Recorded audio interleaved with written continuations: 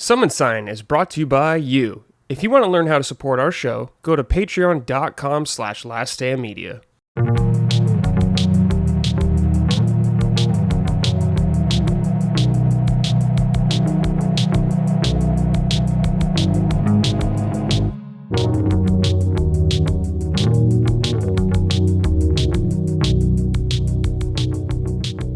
Hello everyone, welcome to episode 4 of Summon Sign, Last Stand Media's weekly in-depth gaming discussion podcast. I am your host, Brad Ellis, as always, and joining me this week is Micah Moriarty. Is that correct? Yes. Is it official? Official Moriarty? Completely official. Oh yeah, it was a little weird, honestly. I finally, you go through all the steps. You get your new social security card, then you get your new driver's license, and then the final step, changing all your names on credit cards and all that. It's completely done. I even got my new passport. So it's a little weird, and I'm not used to signing my name yet. I still default to starting to sign Michael Watson, when I go to sign for things. But I'm getting the hang of it now. It's odd, though.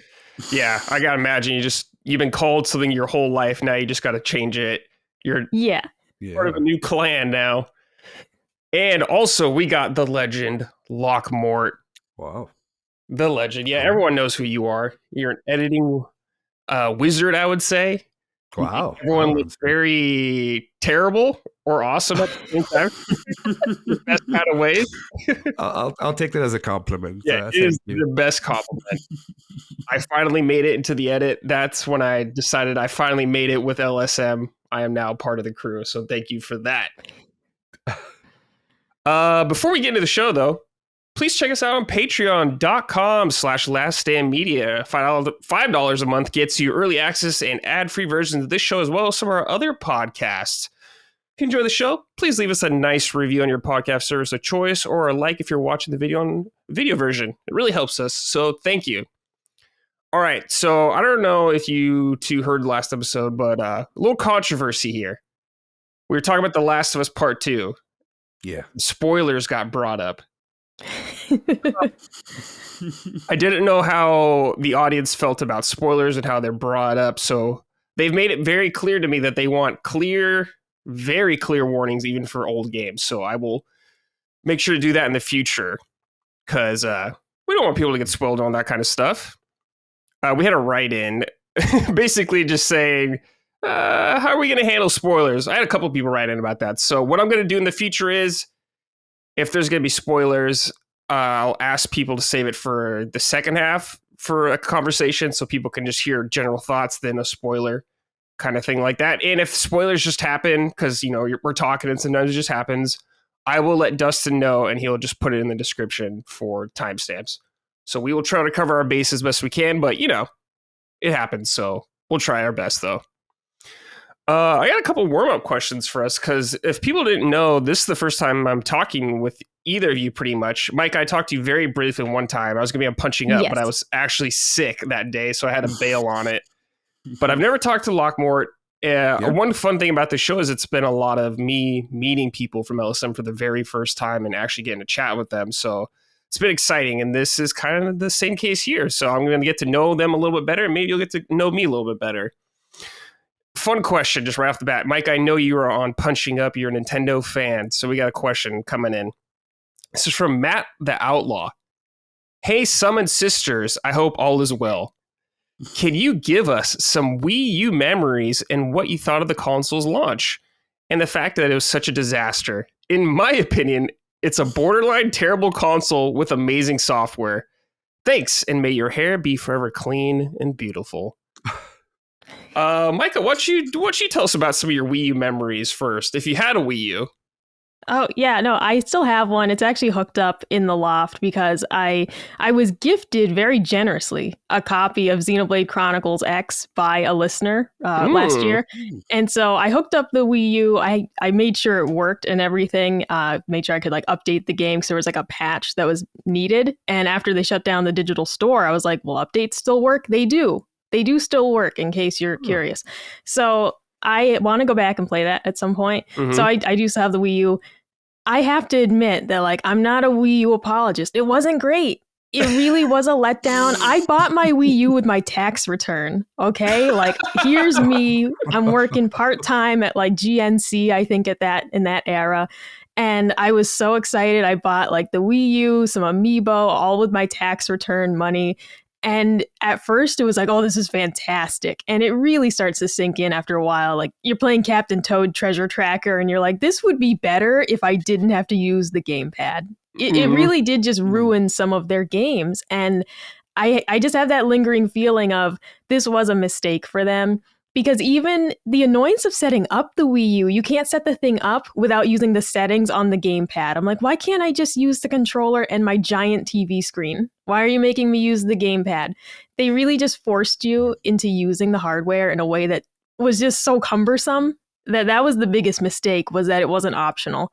And so I have some fond memories with it. Like as the write-in said, some really fantastic software. We mentioned it recently on Punching Up. I think Captain Toad Treasure Tracker is a fantastic concept. It was a really cute game, but man, I got sick of the gamepad. So I have a lot of things on the Wii U that I plan to go back and play. I have my copy still of Tokyo Mirage Sessions FE that I haven't played, but I own it for Wii U. And that got ported to Switch, but I'm determined to play it on Wii U because I already bought it there. So I totally agree with the listener. There's really some great stuff on that console, but man, it's not a great way to play games. I won't apologize for it. It's not great. What about you, Locke? Did you ever have a Wii U? No, that's basically the only console I've never had. I've had a normal Wii. Yeah, I'm sorry. No. That's just saying how much the Wii U sucked, essentially. Oh, okay. Well, where you could just easily true. skip it. That's true. I wanted to buy one there was this one game on it. I think it was called Zombie U. Yeah, that looked really cool. So I almost got one, but then they ported it to Steam. So I just bought it there. But no, the Wii U is the only console I've never had. I had a Wii, but I don't really care about motion controls. I think it's more cumbersome than anything else. So I just skipped that one. Mm-hmm. Yeah, easy skip.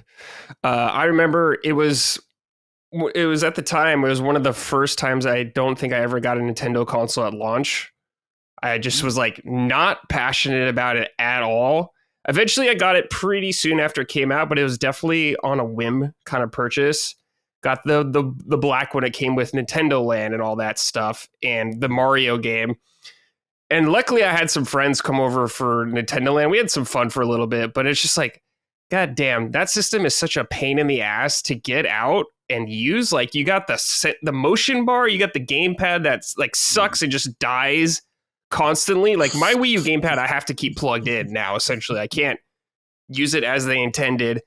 And there were some great games on there, like Tropical Freeze was on there and Bayonetta 2, but they all got ported to Switch. But they still haven't ported Wind Waker or Twilight Princess for Zelda, and it still makes me mad because those games are still stranded on the Wii U, and it's damn frustrating. But yeah, stay dead, Wii U. We moved on. The Switch is everything that you should have been, so we're in much better care now. Micah, I had a question for you. I'm so curious about this because I've heard you rant about this before. It's kind of like it was a sore spot, I guess, between you and Colin. But I've never been here, and I've always been really curious about it. I know people love it. It is the Cracker Barrel. Please. Oh, yeah. I don't think I've ever seen a Cracker Barrel. You need to tell me about Cracker Barrel. Yeah, I don't think I've ever seen one out here. Oh, so like, where did you grow up? Are you like from California? Yeah, I'm from Orange County, California. Okay. And see, I've been to Orange County once when I was a kid because my uncle lived out there. Way back in the day, he worked for like Alaska Airlines. Mm-hmm. But that was my only trip ever to California, was seeing Orange County. And that's it. And I thought I was a big fan of the Jack Black movie, Orange County, as well. So I was very excited. No, so Cracker Barrel is my favorite restaurant. It's like, and it's like very like fast casual. Okay. I'd say it's in the echelon of Applebee's and Chili's, but it's like literally country food. So like thinking chicken fried steak, they have a really good fried chicken. You can get meatloaf, like stuff like that. It's like, it's very country food. And I grew up in a very rural, like farming community. Mm-hmm. So for me, this is like a ticket back home, essentially, whenever I go there. And they have breakfast all day, which is my favorite part. Ooh. You can get pancakes. They have this sourdough French toast that is like amazing. and they have a gift shop attached to the restaurant. Ooh, So that's there's cool. a store with like, Right. oh yeah, they have like old fashioned candy, they have decorations, they have clothing, like they have a ton of stuff. It's really cool. I just love this place. And the whole thing too is that the store is decorated with knickknacks to like a hoarding degree. Like there's no like empty space on the wall. So I just love it. But Colin is not passionate about Cracker Barrel like I am. So it's not a place he ever wants to go to. His mom gave me a gift card, though, for Christmas. And I think I'm going to try and say, like, we have to go now. Like, your mom gave us money to go here. Yeah. So, because I go whenever my parents are in town, I take them to Cracker Barrel because I love it and they tolerate it. So, it's a win-win for everybody. 2 questions. Do you have merch from there? Do you have like a shirt, sweatshirt? No, I have never bought any of their stuff because it's like some of their stuff is like really cheesy. And I'm a pretty goofy goober, okay? But like some of their stuff, I have to say, like, I can't wear this in public. You know what I mean? But I do have I have a pretty sweet cowboy hat that I got from there. You know, I have stuff that I bought from them. And maybe that's cheesy in its own way, right? But I don't have the shirt like that has like, you know, the Cracker Barrel guy on it or like a rocking chair. It's very old person-ish. I'll say that. So I haven't bought any of their like shirts or anything yet. Dude, you should totally get a shirt. You got to get one or a sweatshirt. I guess I should. I should represent a little bit more, you know, and then wear it to the restaurant. Like they say you're not supposed to wear a band, you know, t-shirt to their concert. But I say if I'm going to get a Cracker Barrel shirt, where else would I wear it except to Cracker Barrel? Well, if you have like a shirt or a sweatshirt or whatever, you know, you wear it in the house, Colin sees it, and you just be like, just point at him. Just be like, look at my shirt. It's like, we got to go. Got to beat it into his head. Also, so he doesn't like to go to Cracker Barrel. Are you okay with like getting it to go then and bringing it home? Or is it all about being there? So it's perfectly good takeaway food. Like it is like good takeout food. I'd say the bigger problem is that it's often messy takeout food. There's a lot of gravy involved usually. Okay. Like you get like the turkey dinner and they got the gravy. Now they're good about packaging stuff up, but it's a lot for takeout. I think it's easier to eat it there. And for him, it's more so about the food. Colin, like when he goes out to a restaurant, he wants cocktails, you know, he wants his fancy drinks type thing, you know. So it's more about the fact that they're not a place where you can get a bourbon old fashioned. You know, like the food is perfectly acceptable, but he's like, well, if we're going to a restaurant, I want this and this and this. So it's really more about, it's not the atmosphere that he wants. You know, he wants restaurants to be a little more frou-frou, a little more, you know, oui, monsieur type thing. So a little more pretentious. It's really, right. And then, for takeaway, it's also not super close to us. It's not far, but I'd say the Cracker Barrel is maybe 20 minutes away. And then you're dancing with the food's not going to be hot when you get it home. Yeah, that's true. You get stuck in traffic. That's really more of the issue. That's true. Yeah, I guess so.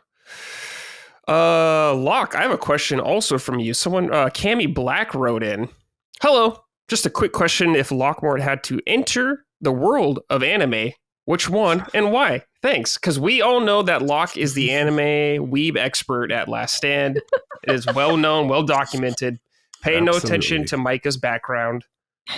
You got some, hold up. You got some good figures back there. I can make out Goku. You. I can see Kakashi back there.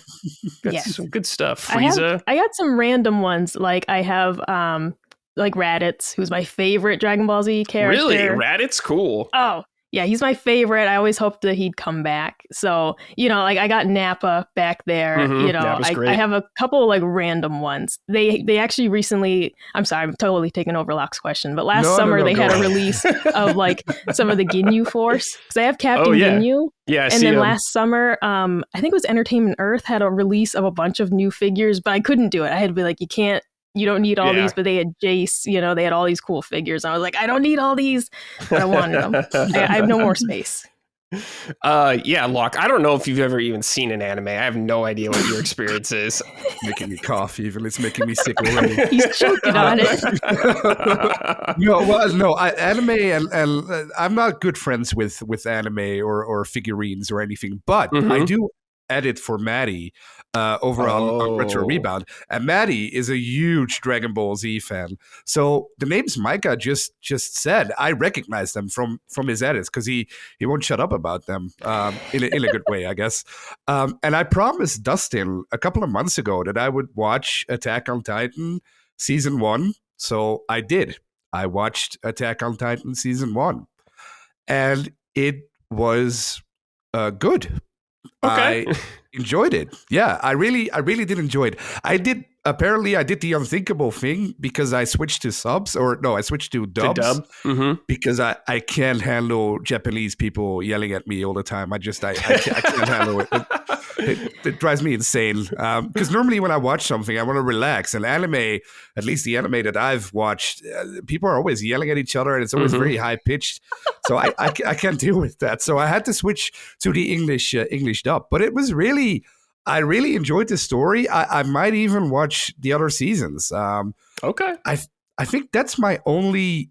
Well, apart from the old Final Fantasy games, I think that's my only connotation with anime, which is enough for now.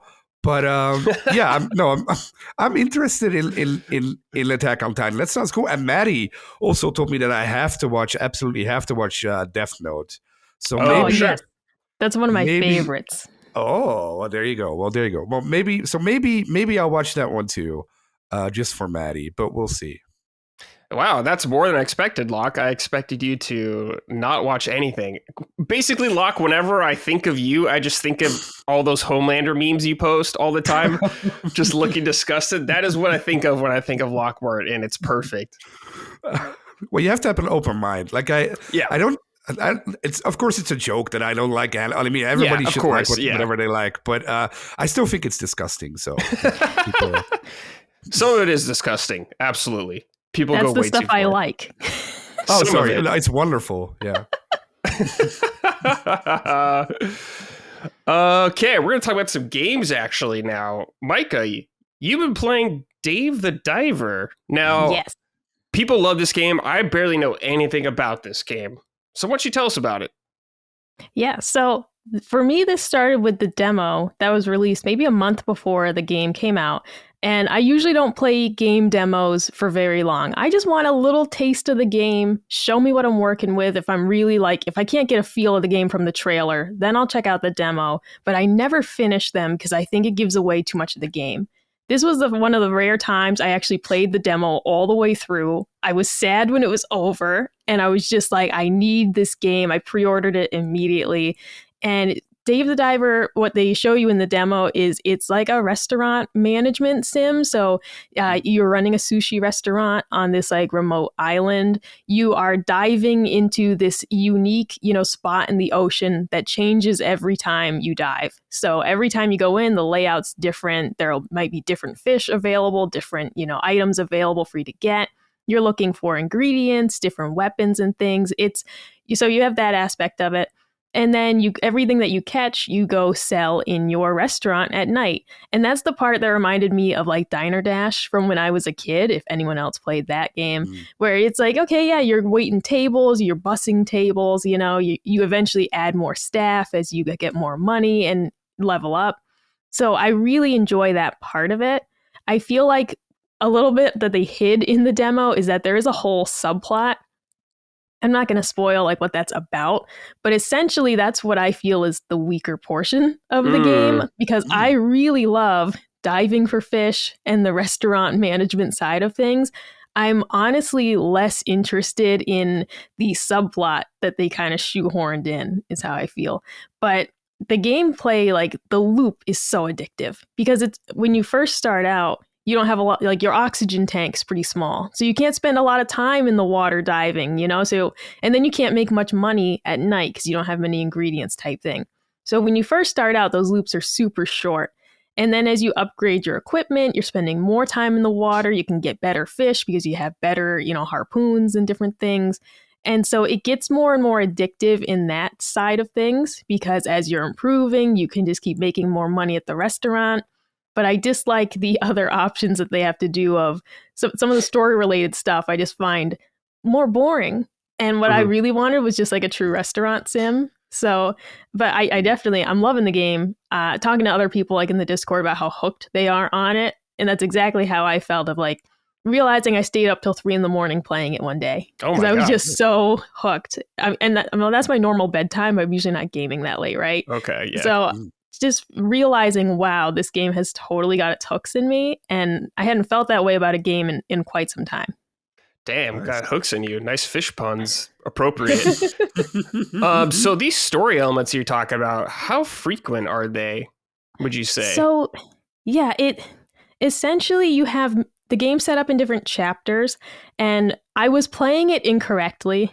And I say that because I didn't realize that I was kind of skipping main missions. You know, I thought the main part of the game was leveling up your restaurant, and that's literally what I was doing for just hours and hours, having a great time. And then I said, wait a minute. I have this objective I just didn't do because I kind of thought it was a sub story. And the reality is that that's the main mission. Like the real key part of the game to keep progressing is to do this subplot. And you're working with like an ocean researcher. And so you're helping him with his research. They just put in a lot of mechanics I dislike, and looking online, because at first I thought, is it just me? You know, they have all these kind of like puzzle mechanics that are just kind of half-baked, you know, and because of the locked perspective, some of these puzzles are just annoying. It's not that they're difficult, like they're really straightforward, but you're trying to finagle, you know, buttons and switches, and you can't move your camera around, right? It's not that I want them to change that. I don't think you should move the camera in this game, but it's that gameplay mechanic doesn't really work for the setup they gave you. So there's some things like that I just feel aren't super well done. Looking online, seeing that there's a consensus about that some of these puzzles don't feel like they really belong in the game and that it hinders it in some way. And I definitely feel the same. And I felt better once I saw other people had the same opinion, because at first I thought, well, maybe I'm just struggling because I have bad eyesight and I'm just not good at this. But seeing that other people said, no, I don't like that part of the game either. That's funny. And it is sort of... Oh, sorry. Oh, sorry. I was just going to say some of the progress for your restaurant side of things is tied into those main missions. There are so sometimes for the restaurant, a VIP will come in and they want you to make a specific dish. You have to go dive and get those ingredients, but those are chapter specific. So if you don't progress through those main story missions, your restaurant kind of stagnates. You can keep diving and serving food, but you won't get those fun things, you know, those fun events, essentially. Those are tied into what chapter you're in. Yeah. So when you're diving, obviously oxygen is a big component, I assume, keeping your air going and all that. Are there like, you know, sharks down there trying to munch on you, or like a kraken or something crazy? Yeah, so the game does have various bosses, which are like huge. And yeah, we're talking like giant squid, you know, scale type bosses. You have those peppered in throughout, those are fun. The boss fights are generally fun, and I like those. There's sharks, there are predatory fish, there are sharks. If you go diving at night, the fish are more aggressive. So the already aggressive sharks are even more bloodthirsty at night. It is like genuinely like spine chilling. I like that part of it. It gives it just a hint of survival horror vibe. Like it's like a horror game light. And I like that because I do like scary games every now and then, but this is enough of like, it's genuinely intimidating to go diving. You see a great white shark and you're like, oh, get out of here. Like, and I actually like rage quit the other day because it was a very Minecraft feeling of, I had all this stuff that I caught, like I'd been diving and then I got eaten by a shark. And it was exactly the feeling of Minecraft of like when you fall in lava and all your stuff, you know, is gone. It was just like, so that's when I rage quit and actually started a new game that day because the game needs to go in timeout right now. But I've been thinking about it ever since. That's the funny thing, is that even when I'm frustrated with the game, I keep thinking about it. And that's part of how I knew I was like, this game is truly unique in that I can't stop thinking about playing it. Nice. Have you played Dredge? No, not yet. And there's a Dredge DLC in Dave the Diver. And I was like, oh, all right. That makes me want to play that even more. So I actually have some context because it's a free DLC. But I was like, well, I don't know anything about Dredge besides it's a creepy fishing game. So I'm definitely interested in it. And now I'm like, okay, well, maybe I'll play that and then get this free DLC at some point. Yeah, I think you would probably like Dredge based off how you're talking about this game. You don't have to do anything like managing a shop or, a bunch of story. It's pretty much you're just on your boat. But I think you'll like if you like that kind of survival horror element a little bit. It's a really great Yeah, game. absolutely. That and just like fishing in real life was something I really enjoyed doing when I was younger. And nice. so like my dad still goes ice fishing. I used to go with him when I was a kid. But so fishing games, I always like a lot just because it reminds me of my dad and going fishing with him. It's not something I do as an adult though, 'cause it's a lot of work to go fishing. A lot of equipment. Absolutely. You got to have a permit. There's a lot to it. But if I'm back home with my dad, and I can just mooch all of his stuff, then sure. You're from Massachusetts, right? Yes. Okay, my sister-in-law is from South Attleboro. I don't know if you knew where that was at all, but like her dad was big in fishing too. It's just funny. Yeah. Everyone I knew from there was big in fishing. Yeah, I know the name of that place. I can't think of where it is. I grew up in Greenfield, which is like like Western Mass up towards the border of Vermont. Okay. So like we're like up in that like northwest corner of Mass. I think it was like an hour from Boston maybe or something like that. It wasn't too far. Yeah, more central eastern. There's a cat. Oh, there is a cat. I didn't know Lockmort had a cat. Yeah, I didn't. I didn't. She was every time I'm doing something, she tries to disconnect me. So no cat. Yeah, watch out for those cats, man. Micah, so you're in you got a restaurant or whatever. You're cooking, you're serving stuff to people, I assume. Is there any like mechanics you're doing while you're cooking, or is it just kind of someone says, "I want food," and you just select it from a list? Oh, so the primary way that you run your restaurant is you catch all your ingredients, you go to your restaurant at night, and you set your menu. So based on what you have on hand, because not only do you catch the fish, of course, and you can get like clams, like crabs, that type of stuff, but you also find ingredients randomly in the ocean. You might find soy sauce or mayonnaise, different ingredients. So you make your menu and you set the menu for the night of what people can order. You have a chef. And you can eventually hire more kitchen staff. So they do the cooking part. You're doing the serving. So they say like, oh, dish is ready. You bring it to the customer or you pour them drinks. Essentially, they can order different drinks. And then there's like bussing the table. So as you go on, you hire staff to help you with that. So it's not so hectic. But that's like the primary like mechanic. When you have like a VIP, for example, sometimes they do like Cooking Mama style mini games. If anyone's ever played Cooking Mama, I love those games. Yeah, those were fun. And then they'll have you doing the chopping. You can choose motion controls or not. I never do the motion controls. But then they'll have you do the chopping. Batter the shrimp for the tempura, fry the shrimp, and then it is just like a Cooking Mama style mini game. Those I really enjoy, and those are super well done. I think the only thing I would change is they don't give you like any sort of like practice mode. Like Cooking Mama gives you like a practice opportunity, right? In this game, you just have no idea what the controls will be. And then it just starts. And of course, there's a time limit and you're just like trying to figure it out. They're not incredibly difficult. I've never failed one, but it's still just like nerve wracking in the moment of like, oh, I'm going to mess this up because like there's no practice mode or anything. But yeah, that's mainly how you're running is that in Diner Dash like fashion that you're serving the customers primarily. And then when you have those special customers, they do like a Cooking Mama thing where you're actually making the food. Oh, okay. Cool. That sounds cool. Yeah, I do like that. Poot wrote in, "Hello, Sign Summoners. I assume this question is just for Micah, but Brad and that beautiful burly Belgian can feel free to chime in too.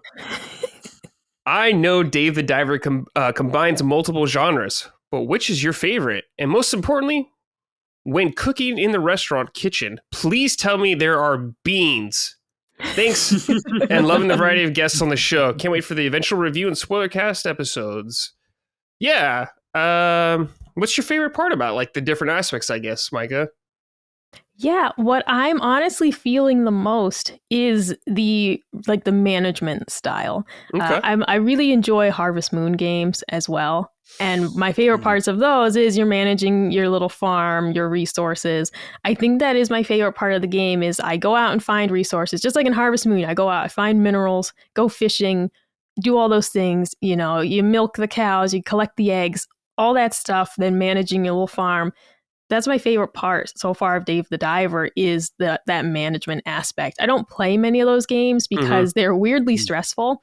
As much as they feel cozy and comforting, there's also that stress of like, I have this much daylight to go do all the things, or I have to choose what things I'm going to do today. Do I go mine for minerals, Harvest Moon, what do I do? And so there is that aspect of it, and that's mildly stressful. I feel like Dave the Diver doesn't put that same stress on me for some reason. I don't know why, but that is the part I enjoy the most, is gathering resources, very Minecraft-like, and then returning home and turning those resources into something, doing the restaurant management, upgrading, you train your staff so that they're better. All that stuff is my favorite part of the game, honestly. And like the sub story is good. I don't want to make it sound like it's a bad story or anything. It's more so just that what I thought I was getting from the game was purely the restaurant management aspect.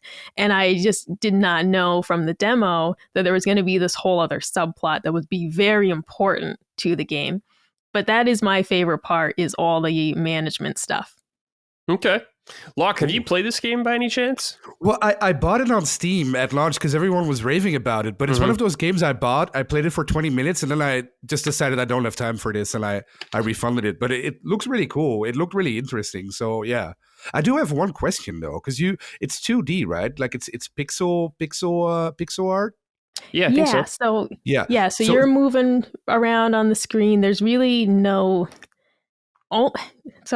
Only occasionally is there some depth to the screen. Okay. Usually there's not. And during some puzzles, this is where the game gets a little confusing with some of the puzzles. During some puzzles, it almost feels like there's a little bit of depth at times. But generally speaking, you're just moving across the screen. You don't adjust the camera or anything. And I like that because it's part of how they hide things from you, of like, you can't change the angle to find something. You gotta really keep your eyes peeled for like, oh, I see pink bubbles over there. That means there's a weapons chest, right? So things like that I do enjoy about the presentation of it, and having to really keep your eyes peeled for things, because you can't pan around and look around. You have to really just be looking for like subtle clues. And when you fight bosses, it's also in 2D? Yes, yeah. The bosses are usually in a pretty small area as well. Like it'll be something like you're going to the boss's cave, for example, right? Or like you enter a new area and the boss is here. So yeah, they're usually contained in like very small portions of the game anyways. And yeah, the game has guns in it. Like you have these underwater rifles that you use, you have harpoons, you can unlock things like traps and bombs. So, you have all these different ways to fight your enemies, but it's all going to be in that 2D, aspect. Cool. Got it. The next game, Locke, I know you've played more of this than Dave the Diver. Prince of Persia, The Lost Crown. Yes, amazing. I played about an hour and a half of this game so far, and I would say it's very good from what I've played. I've been very pleased with it. Why don't you tell us a little bit about it? Well, I didn't complete it yet. I think I'm 12 hours in. So when I look at my percentage, I'm at 43% now, I think. It's amazing. Normally, I'm not really into Metroidvanias. I like them, but they never really grabbed me. Like I played Ori, I played Hollow Knight, I played a couple more. I always played them for a couple of hours, but they never really grabbed me. But I think the thing that Prince of Persia does really well is that it has such an intriguing story. Like the build up to the story is very interesting, very unique. I've never seen that in a game like this before. And the most important part about the story is that it really guides you through the map. Like normally in these Metroidvanias, I always get a little bit stuck. Not stuck physically because I can't complete it, but just stuck like, well, what am I supposed to do now? But Prince of Persia really, it doesn't blatantly tells you where to go, because that's not fun either, of course, but it makes sense where you have to go and how you get there. And it's really cool because it basically does the stuff that The Last of Us does too. Like you see the way you have to go, and then it takes away the stuff that takes away a wall, or it imprisons you, or it takes you, somebody kidnaps you to another area. So you always have your goal inside of where you have to go and what you have to do. And the powers you get, it doesn't work like any other Metroidvania either, because normally those games, they start you off with all your powers and then they take them away, and then you have to gradually earn them back. But in this one, it really starts you off not that strong, but so you always build up to something bigger.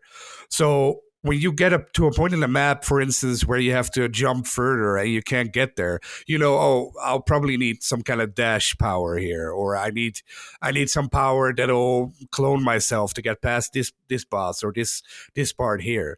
So I think it's very, very interesting, and at least to me, it's very it guides me to what I want to do. So it never gets boring, what I have in those other games sometimes. Yeah, what I noticed right off the bat is there's like a strong story focus in this game. You are part of this group called the Immortals. Your name is Sargon. You are not actually the Prince of Persia, which is surprising. This is all at the very beginning of the game, so it's not a spoiler, so don't get mad at us. But essentially, the prince gets kidnapped, and you have to go to I forgot what the location is called, where it's actually Quaff? The mountain? Yeah, it's like mountain, something? something like that. Yeah, it's a city, bunch of dead guys in there, but it's a really cool location from what I explored. Yeah. One thing I was really pleased with is how much platforming there is in this game, because Prince of Persia, of course, has its roots in platforming, and some Metroidvanias have some, but I always really enjoy when they lean into it, and they definitely do here. You're grabbing onto like rods coming out of the ground, you're swinging around on them, you're flying up and jumping on ledges, you're wall jumping. There's like huge rotating saws coming at you, and you're moving in, you're jumping through them. But it's nice because it's not a constant thing they throw at you. They're just like small little sections, so they don't beat you over the head with these right now, which I really appreciate. The combat is also, it feels really nice, really smooth. His sword attacks, you can do some nice combos. Like one thing I discovered is this: if you do a slide and you do the attack, he like kicks guys in the air, so that you could start a nice air combo with all that kind of stuff. Yeah, but I assume there's more weapons and all that stuff later on. I assume you get like a bow too, because I saw some like arrow things, and I haven't gotten any of that stuff yet. But what I've played so far feels good. Yeah, it really expands on your arsenal. So indeed, you get the bow, and your swords get like multiple powers. So you probably at the start, I think you have one power up, right? Like the special attack. Yeah, I could do like one charge kind of thing. Yeah. Well, later on, you get a couple more, but you always get to pick which ones, because you can only use a couple. So you always get to pick which ones you want to use. So there's one to heal yourself, I think, and then you have got the amulets, which are basically perks you have to use to make yourself stronger or give yourself new powers. So it's also very, very personal. I don't think many people play the game the same way. There's a lot of ways to tackle it, which is very interesting. Yeah. I really like this meter you build up when you attack people, but it goes down, I believe, if you get hit. So it kind of incentivizes you to like play well. And this can happen a lot because you can parry stuff too. There's this cool thing when if enemies attack, they can glow yellow. And if you do a parry on those, he'll do like a really cool like finisher kind of thing where he does like a ton of damage. And it's really nice. The boss I fought recently was just like this big undead kind of huge motherfucker. I don't know. And he has like a pillar with him. Oh, yeah. And he would just charge at the wall, and you'd have to jump off the wall to get over him, which reminded me a lot of Ninja Gaiden, which I appreciated. Then he would spin around his like huge pillar, and you'd have to parry it and leave you open for some nice damage windows, which pretty fun for a really early boss. I was like, okay, a couple mechanics to this guy. This seems promising. I will say though that I'm playing on PC right now, the version I'm playing on, and to activate, you hold L2 or square, whatever, lock to activate your powers. It wasn't always working for me during the boss fight. I was confused. I don't know if it was a PC issue or whatever, but it seemed to be only in that room. Kind of affected me, but other than that, it's been pretty smooth for me. I've heard mixed reports about it, at least on PlayStation. People saying it's buggy and other people saying it's great, but yeah, it's been pretty good for me so far.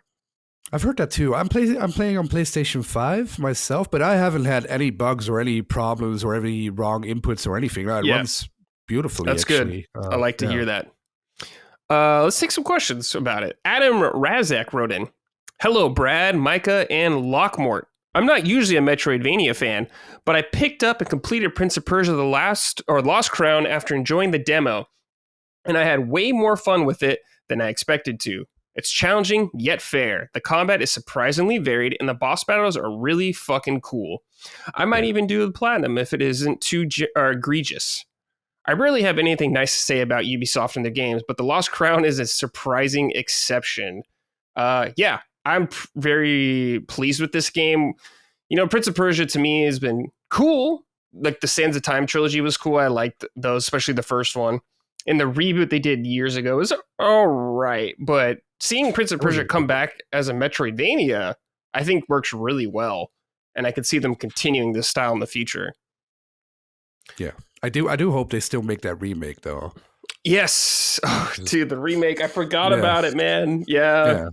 Where is it? Then they just they made it and it was so bad they didn't release it. Good Lord. Yeah. Micah, do you have any interest in playing these? Like, do you like Metroidvanias at all or anything? I don't. It's one of those games that it stresses me out. So I've been watching Colin play it because I was interested in the story and it does look really cool. But as soon as he pulled up the map, and I was like, oh my God, I hate it. I said, it looks like a plate of spaghetti like fell on the floor, all these branching paths. And whenever I watch him play these types of games and he opens up the map, I just hate it. Mm-hmm. And it's something that I just can't jive with it, right? I had a similar thing of like watching a friend play like Guacamelee, for example, and I'm just like, these maps bother me. I can't wrap my head around it. I don't like it. And so those types of games just stress me out in a weird way. I'm also not a huge fan of platformers. I'm not good at them. I didn't really grow up playing them. And so it's much like fighting games where I feel like my hands are too old to learn. And I'm just not good at it at this point. Like there was a time where I desperately wanted to be good at, Mortal Kombat. And then I was just like, you're not good at this. And you didn't grow up playing it and you can't memorize combos because you're old. And I just watch tournament players and I just live through them. So watching Colin play these is great because he loves these style games. Mm-hmm. And so getting to experience it that way is cool. But no, it's not a Micah game. It's not something that I would feel like I'd have fun playing, really. Okay, that's funny. Your comment about just seeing the map and just being like wanting to throw up, essentially looking at it. A lock you might be able to rate is like when I first tried out PoE and I looked at the talent trees or whatever. Yeah. And I was like, oh boy, here we go. That's a mess, yeah. Ben wrote in, greetings, Summoners, not our Ben. I've never really played many Metroidvania style games, but I'm having a great time with Prince of Persia on PS5. What other Metroidvania games would you suggest to a newcomer that have a similar style? Hollow Knight, Ori, The Messenger, Bloodstain, back to the origins with Castlevania or Metroid? I essentially only play on PS5 and love going after platinum trophies if that changes anything. So Ben, I am a Metroidvania expert, like Colin. Ooh. I've been playing them for a very long time, back in the day, all the way since Metroid. For Prince of Persia, I have not finished it, so it's hard for me to relate, but you listed several classics that I feel like you can't go wrong with. Personally, if you kind of want to see the birth of the genre, play like Super Metroid, but you're only on PlayStation, so you can play Symphony of the Night. You can play that on a PS5 with the, I forgot the collection's called. It has Rondo of Blood on it, but it's a 2-pack. But you could also play it. Hollow Knight, fantastic. Ori is great. Ori is like a very cute yet emotional Metroidvania. So if you want to get a little sad, you can play that one. But it's really good. Very sad. Yeah, very sad. And Bloodstain is like a new Castlevania, essentially. So you can't really go wrong with any of those, I would say. But try them out. There's so many for you to dive into. Micah, one day we got to get you to try them. We got to get you in there. We got to break that mold. I don't want to hear this I'm too old, I can't do it stuff from you. We're going to break the mold with you, just like I'm going to make Colin play other stuff too. Got to get you out there. Oh, and you can play it on Switch. If it's on Switch, I'm halfway there. Yeah, so you can play it on Switch. We will get you there. Cool. Anything about Prince of Persia, Lockmort? They're just kind of like, I wish they did this a little better, maybe, or anything. Well, I was going to ask, since you're an expert, have you played Blasphemous 1 and 2? Yeah, both of them. Yeah, because people keep telling me I have to play the second one. But what do you think? Is it really that great? Yeah, I think Blasphemous is excellent. Less like there's platforming, but it's like less demanding, I assume, later on down the line, just how much Prince of Persia is up. But yeah. Blasphemous like looks incredible, and it's a very dark tone if you're into that kind of stuff. It's like very violent, and it's all based off kind of like Catholic stuff, kind of like in Spain. That's like the whole vibe. It has a fantastic soundtrack. But yeah, Blasphemous 2 is excellent, so I'd recommend it. Yeah, people kept telling me. And Prince of Persia for Micah, it's super easy. Like even I can do it, and I'm older than you and worse than you at everything, I think. So even I can do it. So I'm sure you can do it too. Yeah, I'm older than you too. What the hell? Well, see, I gave up on Mario Wonder because it was too hard. No, so, Micah. And I didn't want to play as Yoshi because I was like, that's a cop out. But so I chose to just not play it at all. It's a $60 well spent. You beat Tears of the Kingdom, didn't you? No, I'm too dumb for Zelda games. No, those aren't for me. Puzzles make me upset, so I don't like it. Okay. You're on the Nintendo podcast, right? Like, oh yeah, I watched Game Grumps play it, so all right, I'm familiar. Fair enough. Okay, fair enough, Micah. I forgot. Were we about to say something before that? I don't know. I forgot. Let's see. Lockmort. I'm really curious about this because I've never played this. Baldur's Gate 2. Yes. So I did play Baldur's Gate 3, finished it, thought it was excellent. Excellent video game. It was not my game of the year, but it was, I would say, the most impressive video game of the year that I played. Nice. Which one was your game of the year, then? Zelda was mine. Oh, Zelda was mine. That makes sense. Yeah, that makes sense. But I was going to say, Baldur's Gate 2. Yeah, go ahead. Before you get into it, is I got into CRPGs very late in my time. I didn't have a PC growing up really at all until I was very late in high school to play stuff on. And I remember people talking about Baldur's Gate and like Elder Scrolls and all that kind of stuff. And so I got into them with Divinity 2 is when I really first played them. And I was like, oh, this is great. I really like these kind of games. Yeah. But then I played Baldur's Gate 3, of course, who is them also, the same people. Yeah. And I was just like blown away by Baldur's Gate, how crazy that game is. So talk to me about Baldur's Gate 2, quite a bit older. Yes, way older. Yeah. It was made by Black Isle, which is they're basically BioWare. So it's basically one of the first BioWare games ever. I think it's from 2001 or 2002. I'm not entirely sure, one of those two. And it's to this day my favorite game of all time. Yeah. It's funny because people now discover the genre, like they discover CRPGs through Baldur's Gate 3, which is amazing. And then they usually ask, should I go back? Because I really enjoyed Baldur's Gate 3. Should I go back to Baldur's Gate 2? Mm-hmm. And I always tell them no. But there's a very specific reason for that. It's because Baldur's Gate 3 is updated to modern standards. And Baldur's Gate 2 is a very old game. It's very archaic in every sense of the word. Like it isn't turn-based. It's real-time with pause. Most people don't even know what that is anymore because that genre basically doesn't exist anymore, or very few games have that combat system. So it's basically how it works. It is basically real-time, but you have to pause every time. So you have to insert your own turn-based system into the game, which can be very confusing for people. It's also just very archaic. Mm-hmm. But the reason why I like Baldur's Gate 2 so much is because it's the only game I've ever played where on the back of the box it read like, do anything or you can be anything. And that's the only game I ever played where that is actually true. In Baldur's Gate 3, you get a lot of choices and consequences, but they're all great. I love Baldur's Gate 3. Mm-hmm. It was my game of the decade, probably. But the choices you get are all pretty binary. So you get 3 choices, 3 outcomes, that's it. While in Baldur's Gate 2, it's like more of a spider web, where if you make one choice, it leads into the other conclusion, and you get to pick between factions, for instance. And if you pick one faction, the other one closes off. They have that too in Baldur's Gate 3. But in Baldur's Gate 2, it leans more towards you as the player.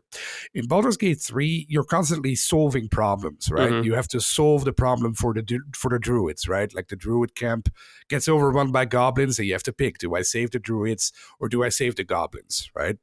While in Baldur's Gate 2, it's much more personal because it starts out with you, the player, being kidnapped. and you don't really know why. In Baldur's Gate 1, you essentially play. What do I spoil the ending of Baldur's Gate 1 or not? I would say no, if you can help Okay. it. Sure. No, then I won't spoil it. But there's a reason you get kidnapped, of course. Okay. So at the start of Baldur's Gate 2, you get kidnapped, but you don't really know why. You just know that some wizard kidnapped you and he's holding you in a dungeon and he's torturing you. So you fight your way out of the dungeon. And when you get out of the dungeon, you're basically in the middle of a city. And then one of your friends gets kidnapped and you have to find her back. And this wizard keeps haunting you, keeps challenging you. So it's more of a mystery. You mostly have to find out what's happening to you and why it's happening to you. While in Baldur's Gate 3, it's more of an overall story. Like you have the pods in your head and your party members too. So it's basically more of an overall story. But in Baldur's Gate 2, it's very personal. It's highly personal. And that's why it connects to me more, and to the people I know who played it. It connects to them also. It connects more because there's more at stake for you as the player yourself. It also helps that in Baldur's Gate 2, you get to meet the villain straight off the bat. I think one of the issues in Baldur's Gate 3 I had personally is that you don't really meet the villains until the end of Act 2. And then leading into Act 3, you meet the other ones, but there's not really a strong presence of them throughout the game, unless you replay it and then you start to notice little things here and there in Act 1. But in Baldur's Gate 2, you get kidnapped by the villain. That's the intro. Escape the villain's dungeon. So when you do, you basically keep finding out more stuff about him, and he's such an interesting character, such an interesting fleshed out villain. Like you start to realize that, oh, maybe he's not the bad guy that I think he is. Maybe there's more to him. Which is always very interesting to me. Like in games, if there are interesting villains, that always makes me more interested in them. The other thing that sets Baldur's Gate 2 apart from most other games, and especially Baldur's Gate 3, is the language they use in it.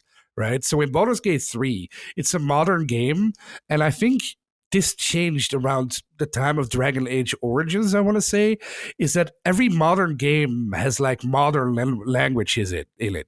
It's not like they're going to say hella or whatever kids say these days. But you know what I mean, right? Yeah. Like it's modernized language. While in Baldur's Gate 2, if you meet, for instance, one of the first companions you meet is like a cleric, and he speaks like with a British arrogant accent, and you have like different accents, written language in different dialects, or that which gives characters way more personality, at least to me. Like in Baldur's Gate 3, every character has, of course, their own personality, but their accents are always kind of the same. You can romance everyone because that's how games are these days. But in Baldur's Gate 3, the romances are very, very more difficult to achieve. Like you can't just walk up to someone and do you want to fuck? And the fifth time they say yes. Like it is in most other games. In Baldur's Gate 2, you have to work for it, and you have to get to know the characters, and they have to get to know you. And if you make certain choices, well, then they'll depart, or they become your enemies, and they'll attack you. But it's not as binary as it is in modern games these days. Like you often get choices, and you often know where those choices will lead. But there's so many permutations and so many possibilities to them that you have to really think what to do. For instance, there's this companion you get with you. His name is Keldorn. He's a paladin, and his personal quest is his wife was unfaithful to him. So he was away from home, and he came home and he caught his wife with another man.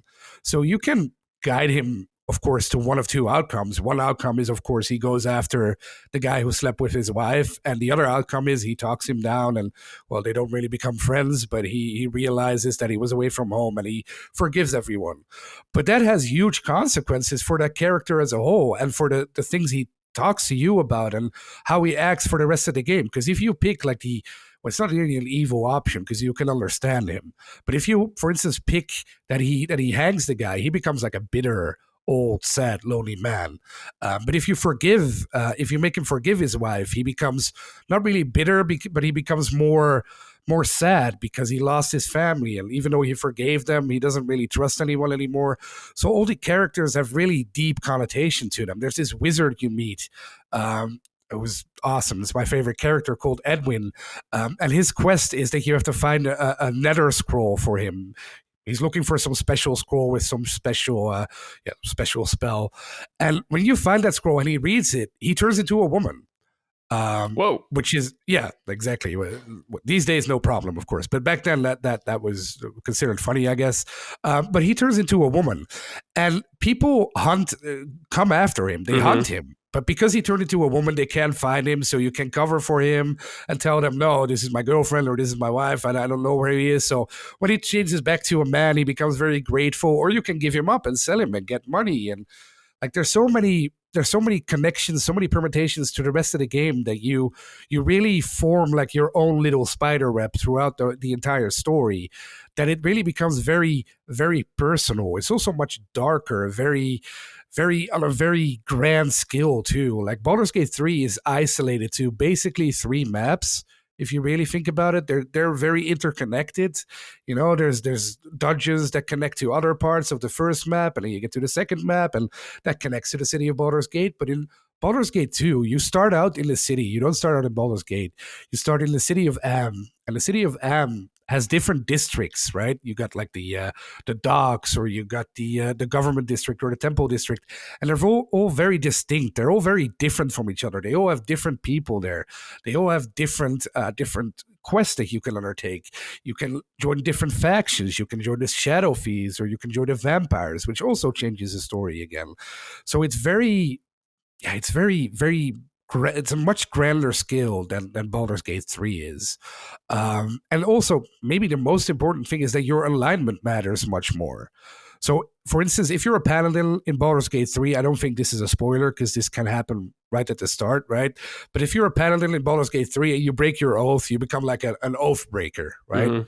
Because you're a paladin, you're supposed to do good, but maybe you did something bad, and then you get the oath breaker status. But in Baldur's Gate 2, if you mess up, the guards will try to kill you, basically. If you're a paladin and you accidentally kill someone, well, everyone's going to come after you. Shop owners don't want to sell you stuff anymore. It becomes much more interesting to play an evil character there than in Baldur's Gate 3. I have a question. Is this 3rd edition rules in it then? Oh, that's a very good question. I think... man, or whatever edition. I don't know if it's 5th because it's pretty old, right? It's not 5th. I think people are going to get very angry at me if this is wrong, but I think it's 2.5. Okay. But I could be wrong. Be wrong. Well, don't get mad at him. We have no idea. Talk to me about the combat. So I think the combat in 3 is really great. Really good. What about 2? You said it's not like turn-based necessarily. It's more real-time pausing. Yes. Can you try to explain that? Sure. In Baldur's Gate 3, every opponent or every battle you face is predetermined, right? Of course, there are enemies you can attack or avoid, but every battle is put in place so that you take a long time to get through it, because it's turn-based, right? It's very methodical. It's basically chess. You're playing 4D chess in Baldur's Gate 3. In Baldur's Gate 2, you get a lot of mobs. Mobs like in Diablo, for instance, right? Just a pure hack and slash. The only difference is that those mobs are still pretty strong, so you can't hack and slash your way away like it is in Diablo, because there's still a turn-based system behind it. So what you do in Baldur's Gate 2 is basically you give orders to every single one of your companions, like you do in Baldur's Gate 3, and then you let the round go, you let it play out, and then as soon, you got to really pay attention to the screen, and as soon as they're done doing what you ordered them to do, you press pause and you do it again. Okay, I see. So there's not really a set order in which character goes first like it is in Baldur's Gate 3. It's much more faster, it's much more difficult, I would say, but it's also much more chaotic and thus fun too, I think. Yeah. Do you prefer that style compared to 3? I used to not prefer it until Baldur's Gate 3, because Baldur's Gate 3 was the first time where I realized, like, oh, maybe the other system was better. A lot of people were very angry at Larian 2 when they first announced Baldur's Gate 3. Baldur's Gate 1 and 2 were real time with pause. So, of course, if you get a new game in the same series, people would expect that it has the same combat system. Right. But it was turn-based, so a lot of people got upset. I think they did a fantastic job. It's basically, because you played Divinity Original Sin 2, right? It's basically the same system. Yeah, definitely. Micah, did you check out Baldur's Gate 3 or anything like that? Or you have a curiosity for it? Yeah, I mean, so hearing you guys talk about it, the story certainly intrigues me because it reminds me of what I love so much about Witcher 2 and 3, of the choices truly mattering, the way that like it changes the story so drastically. I mean, I'm a huge Witcher 3 like fan, especially. You can't see it. On the very top of my shelf is all my Witcher figures. I have Geralt in the bathtub. I have the Leshen like statue. Nice. But it's those branching storylines are my favorite part of it, aside from the combat and all that other stuff, is, man, it's just these really heavy decisions you have to make. And the sub-stories, like, you know, Locke is talking about, like, yeah, you'll have a story where it's like, do you help somebody get revenge or do you tell them to walk away from it? Like, that type of stuff I adore. I don't really understand, though, like the gameplay itself. And it's more so I just haven't really looked into it because it was a genre. I was like, I'm not familiar with this. Maybe I'll look into it in the future. But hearing you talk about the story has me more and more interested of like, oh, I should go look up some gameplay videos and actually get an idea of what this is. But it's not a type of game I've played before. I forgot you like The Witcher so much because I think if you I forgot. You're absolutely right. You'll love Baldur's Gate 3, I think. If you like The Witcher, you'll love Baldur's Gate 3. Yeah, I think so, definitely. Question for you, Locke. Fozzie Bear wrote in, hello, Summon Buds. A question for the CRPG OG Lockmort. What's the best CRPG or Western RPG to get started in the genre? Do I go older and try KOTOR, or do I jump into modern masterpieces like Baldur's Gate 3? Would love to hear any recommendations from Brad and Micah as well. Dearly, Fozzie. What do you think, Locke?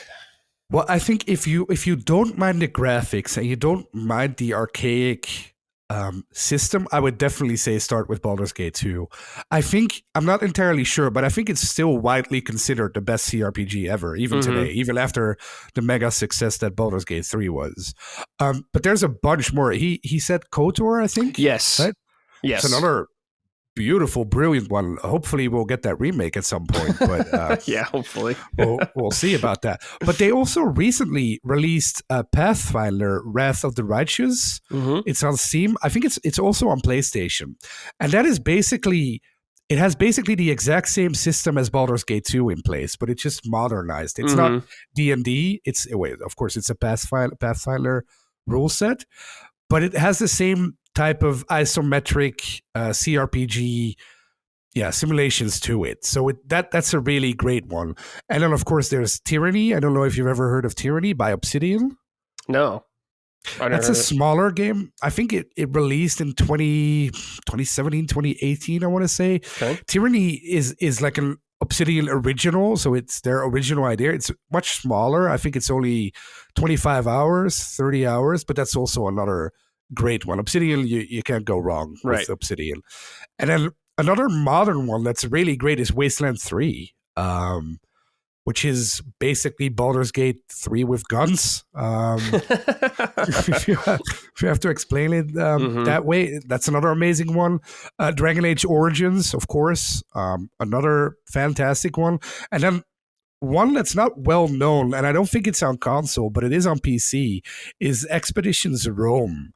It basically, of course, the name says it already. It takes place in Roman times, but it's very interesting. It has the same choices, consequences as any other CRPG. And then, of course, the other Larian games, Divinity Original Sin 1 and 2. They also have older games, which are way older. I think their first game was called Divine Divinity, which was based on Baldur's Gate. It's also really good, but that's very archaic too. Sure. So I would think, those games. And then maybe another great one is Planescape Torment. I don't know if you've ever heard of that one. No. That's still considered the best written game to Western people, I guess. Planescape Torment is basically Disco Elysium. So no combat or very little combat, but fantastic story and all the perks and level ups that you use are in the dialogue. Mm-hmm. Yeah. I have far less experience this genre than Locke, but I think honestly, Baldur's Gate 3 is a pretty good spot to start, just because it's available on a lot of stuff right now, and it's pretty modern. I would say if you're like used to more modern kind of games, like the characters' animations look really good, the voice acting's really good.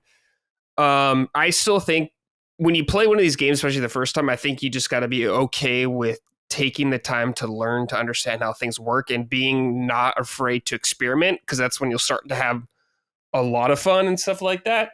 Yeah. But yeah, sounds like Locke's got this pretty much all figured out where you want to go. It sounds like you're not gonna be able to. You got plenty of great options to choose from, but yeah, I just think maybe Baldur's Gate 3 because it's new, very new, and it seems to have been a breakthrough for a lot of people. Maybe it might be a good spot.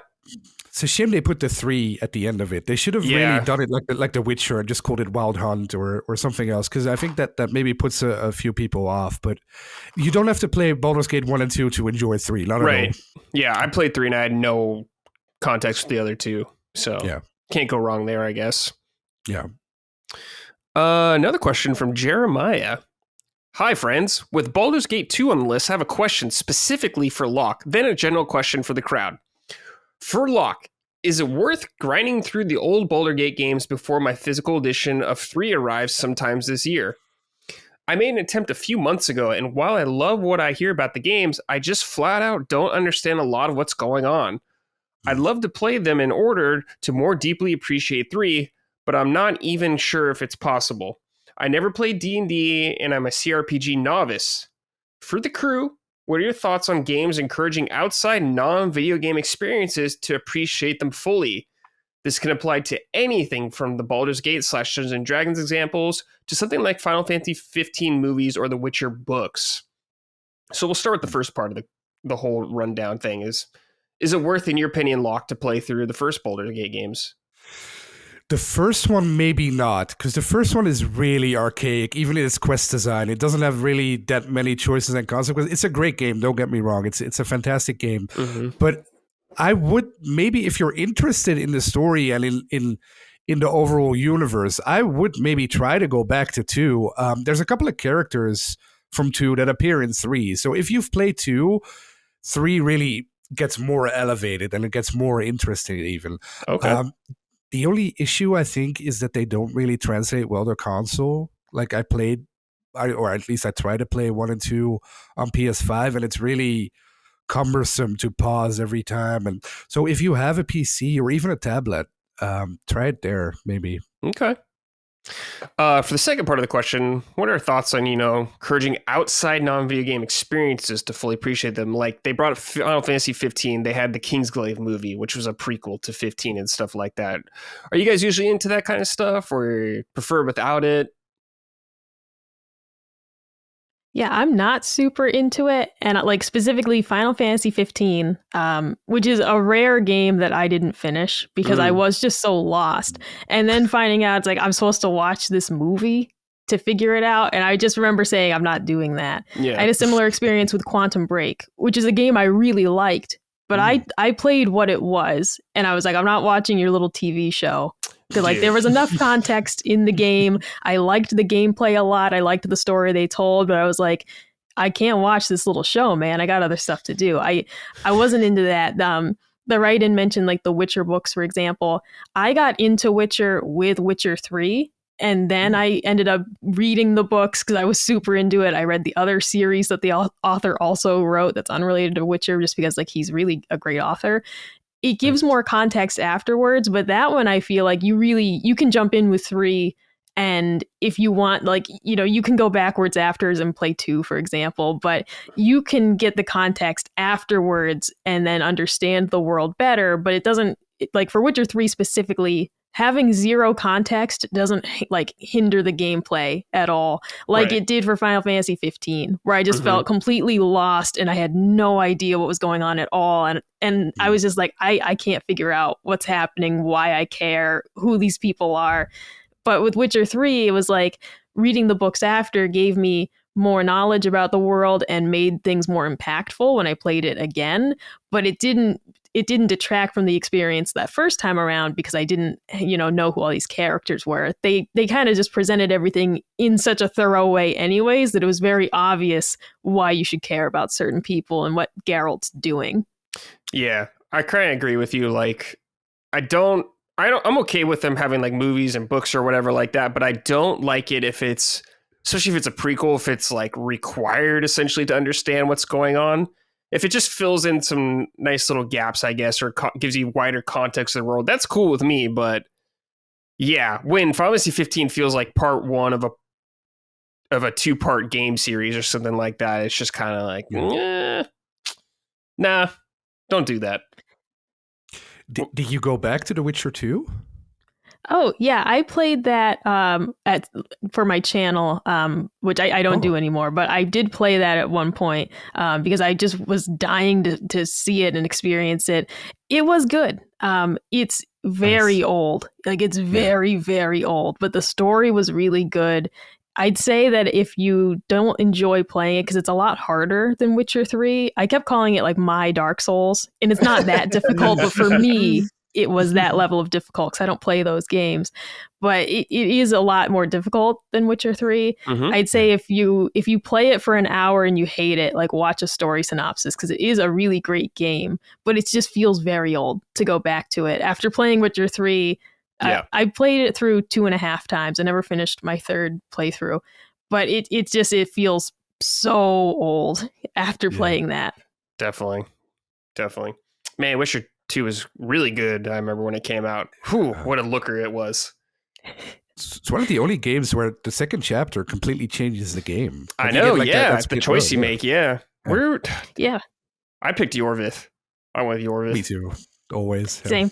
Yeah. And I like to, that was something where when you start up Witcher 3 and it's like, oh, do you have Witcher 2 save data import? And it's like, and I was like, oh, no, I don't. But the game's just like, whatever. Don't worry about it. Don't worry about it. And you're like, okay, I won't worry about it. and then they don't put Yorvith in the game. Yeah, that really bummed me out. Yeah. You got everyone in there except him. Yeah. He didn't. I hope he comes back in the future at least or something. Okay. Micah. Yakuza Like a Dragon. You've been playing this. I have played through every mainline entry in this series. So I'm fully caught up. Is this your first time playing the series? Or have you played them before?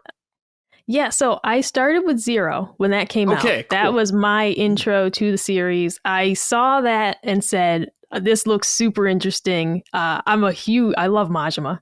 Majima is my favorite. I actually pre-ordered from IGN store a Majima statue because years ago I tried to get the Majima Figma figure, and I pre-ordered it on Amazon. They oversold, canceled my pre-order. That figure like tripled in price. I never actually got one. Damn. So when IGN announced that they had a new Majima figure up for pre-order, I immediately jumped on that. So I'm waiting for that. I think it comes out this summer. But so I started with Yakuza 0.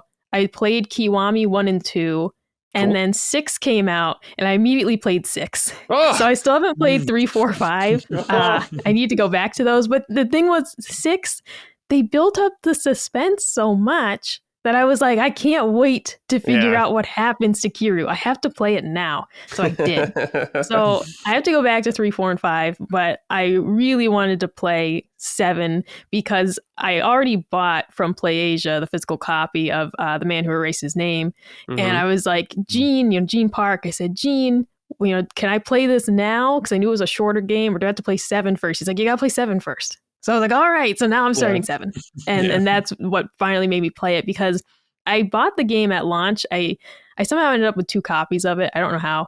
I have the Pix and Love special edition, but that's for PlayStation. And then I also bought it for Xbox, and I don't know why that happened. It's been too many years for me to remember why I bought both. Xbox, I'm playing it on Xbox. You probably bought it on Xbox because it launched. Then the Series X version came out before the PS5 version did. It's I played it on Xbox too for that reason. So maybe that's why. Yep, it genuinely is. I'm like, I'm too old at this point to remember. Like, I clearly wanted the physical edition because it came with like the steelbook and all this stuff. But I'm like, but why did I? Like, it mattered that much to me apparently. So yeah, playing that, and then I'm gonna continue with it. I do need to go back to 3, 4, and 5 though. Like, Yeah. I'll get to them, but it's just one of those things of like I sort of started jumping around in the order after that point, and now going back, and it's intimidating for people to look at this series, I imagine, and see how many there are. But I always recommend people start with 0 because that's for me gives you just so much context for the first 2 games, and I feel like it's just a much better experience that way. Yeah, but 7. I'm about 10 hours in right now, and I'm really enjoying how much they changed it up. I wasn't sure how turn-based combat would fit into this world. I was like, I don't know how I'm going to feel about this, but I knew the story would be strong enough for whatever decisions they made, because the stories in these games are fantastic. Yep. Like every one I've played so far just has so many twists and turns and really keeps you on your toes. And that's been still my favorite part of the game is the story. But this turn-based combat, it's fantastic. That's my favorite style of gameplay. And I like that it's that active turn-based combat where you can do you can do extra damage if you hit the button prompt the right way. You can deflect, if you dodge at the right time type thing. I really enjoy that because sometimes turn-based games, as much as I love them, they do start to feel a little bit detached. It starts to feel like you're a little bit on autopilot. And something like that really keeps you engaged, really keeps you focused, keeps me from going on my phone in between turns because I get distracted, or I see a work email pop up. It really just keeps me in the zone so much better when I have to stay focused on, well, I don't want to take extra damage. I have to block every hit type thing. Yeah. I'm really enjoying that aspect of it. Great. So for the audience, if you don't know, Yakuza 0 through 6 is mostly Kiryu's story. There are other playable characters, but Kiryu is like the main focus. And once you get to Like a Dragon /7, brand new crew got going. You got Ichiban is the new main character. And I really liked 7 also. I do think it's very long. It's a very long game.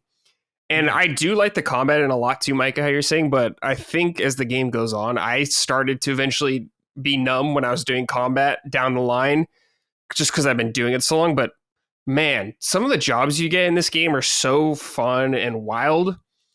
Like, just so people know, Ichiban, he like loves Dragon Quest in the universe. Yes. He like talks about Dragon Quest, and he's like one of his classes is like the hero from Dragon Quest, and it's super cool. You could be like a chef later on and stuff like that. Like, one of your party members, I don't remember all their names, but one of them is like a homeless guy, and he has like pigeons he sends out to attack people. Yes, it's awesome. Yeah. Like, some of those skills that you use are just great. And when you bring up the Dragon Quest aspect of it, I love that they play like old school video game music. Like somebody joins your party and there's a little jingle that plays that sounds like it's from a very old game. Yeah. I love that because I don't know, whimsical is a weird word to use for a game about, the Japanese street gangs, but it has that quality to it. Or he flat out says, like, this is my imagination. You get into a fight and the people that you're against, their outfits change, and now suddenly they have like different names, and but he says, like, it's just my imagination. In my head, I'm this hero. Yeah. And they're just so upfront with it. I like that. The tone of this series is so crazy because it's like super serious sometimes, like deathly serious. But it's also like the craziest zany game. Like there's like a grown man running around in a diaper or something like that. It's like out of control.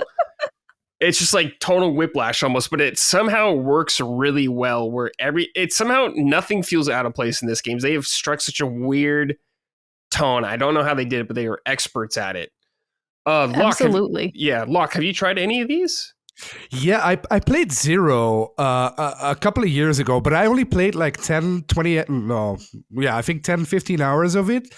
I really liked it, but it's one of those series where if I ever break my legs or if I ever get fired or have like a month where I don't have anything to do, I want to play through all of them because I can't just play one. But I also played Like a Dragon. I played, I think, 10 hours also, and I really liked what I played there. But again, time wise, I just couldn't commit to it back then. Mm-hmm. But I really want to get back to them. Yeah, they look really cool. Yeah. Micah, how are you liking the new cast of characters we got going on?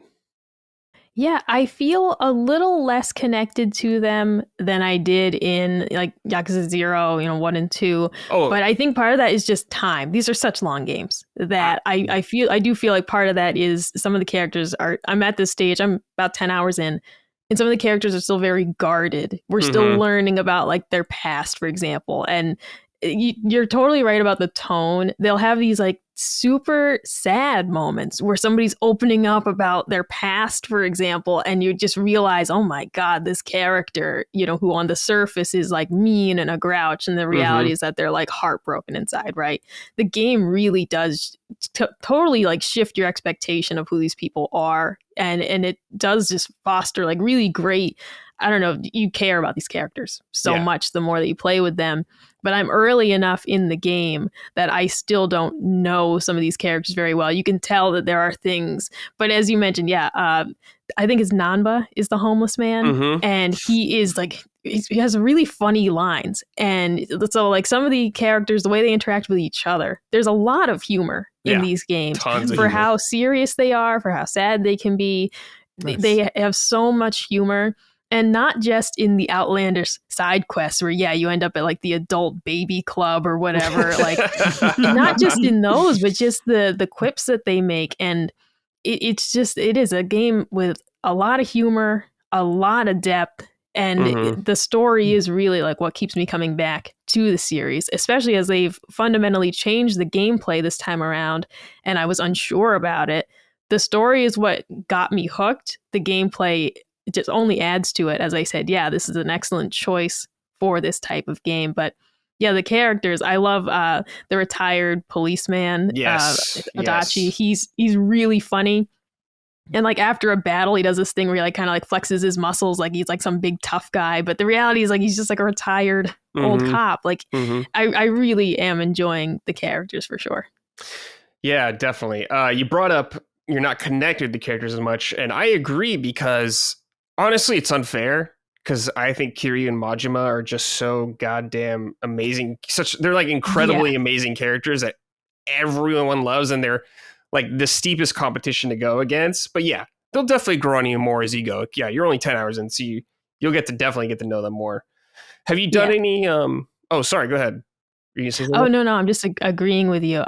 Because one other thing I wanted to mention too is I feel a little bit like this game does not explain some of the Japanese humor as well as previous games did. There's a friend in the Discord who is like from Japan, currently lives in the USA.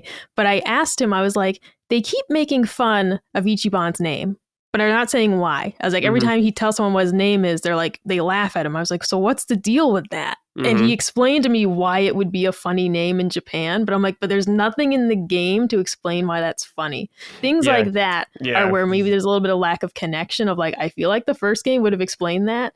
I feel like 0 would have explained that versus in this one, they just keep people laugh when he says his name. But as an American, there's nothing funny about his name. There's nothing about it that sounds like a joke unless you speak Japanese. So things like that are a little bit where the lack of connection currently comes from, and just feeling like they aren't showing me these characters quite as clearly as they did in the other games. Yeah.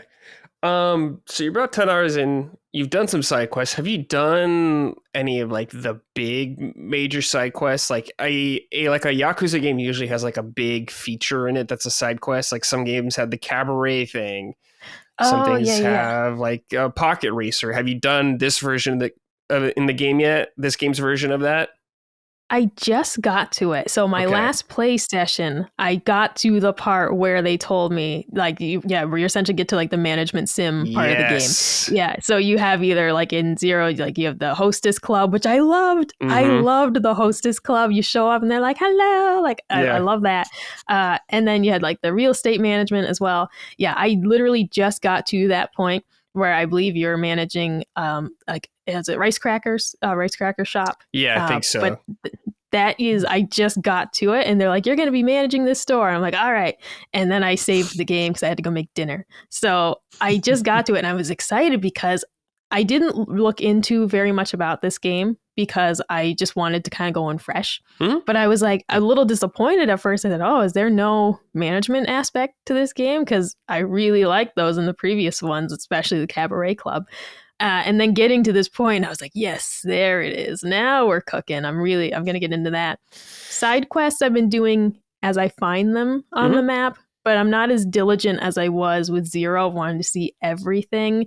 I'm more so like, oh, I walk by someone and I see that they have the ... above their head. I'll stop and talk to them.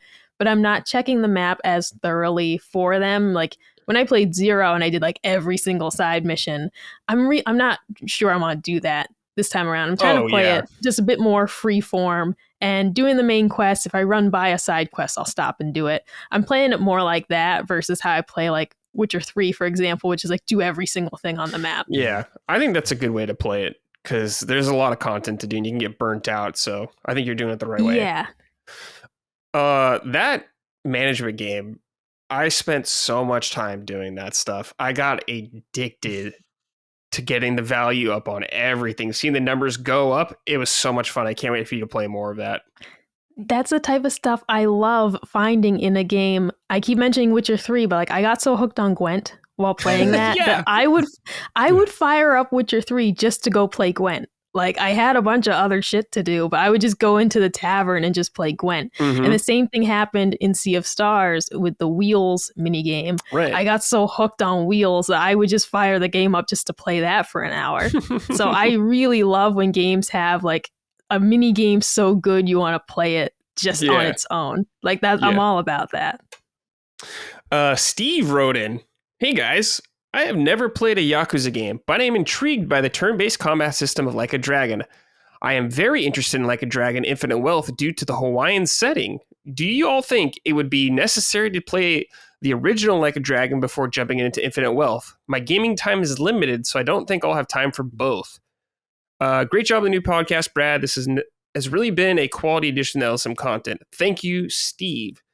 So I would say, I haven't played Infinite Wealth, so it's hard to say, but it seems like a direct sequel with the same characters compared to 7. So I think you'll be missing out on a lot of context of the characters and stuff like that if you hop into Infinite Wealth. But if you don't care about that stuff as much necessarily, you just want to go on a Hawaiian vacation, I guess, and beat up some like sharks or whatever, I think you'll be fine hopping in. What do you think, Micah? Yeah, so because I'm looking online because I'm curious about that as well. Obviously, I'm playing 7 right now, and then I'm going to play the next one. But it seems like people would recommend playing this one first. Like what I'm seeing online, just from like a brief search here, is some people saying you won't get how significant the plot is. Like you're going to not understand like some of the weight of why these things are important, but you could jump in. I guess it depends on how much you care about story in your games. Like if you really just if you watch the trailer and said that looks like a lot of fun, you could watch a plot synopsis on YouTube, I'm sure, of the first game if you really just want to jump into the next one and go from there. But I feel like if you're like me and you really care about like story, then you'll probably want to play 7 and then just later on get to Infinite Wealth. But I think that's more your style as a gamer of what's more important to you, gameplay or story. If you're content to watch a 15-minute synopsis on YouTube of the first game just so that you're aware of what's happening, and then maybe that's how you'd go about it. Yeah, that's a great point. I think if you want to be a part of the zeitgeist or whatever when the game comes out, talk about it with everyone, just at least watch a story trailer or something like that, or someone explaining everything. Because I think you should have the context for everything, because like you said, Mike, it'll make everything hit just that much harder. Yeah. Lock, you were gonna, I guess you want to wait till you have you broke your feet or something, so you have time to play them all at one go. My legs, but yeah, your legs. I think we're doing this week on Retro Rebound. I think Maddie is doing one of them. I think he's doing 0, maybe. Okay. So maybe that can convince me to start them over. It's just I guess you guys know this, but they require so much time, which I just don't have at the moment. But hopefully, I'm really interested in them. They really seem really cool, especially like how you guys talk about the story. That really intrigues me. So yeah. Cool. Yeah, they're really fun. It's really nice to see that series get so much love over the years now, because it was pretty, I mean, it was kind of popular before, but once Zero came out, I think it really grew everything, because that's where I hopped in. So Yeah. it was a good time.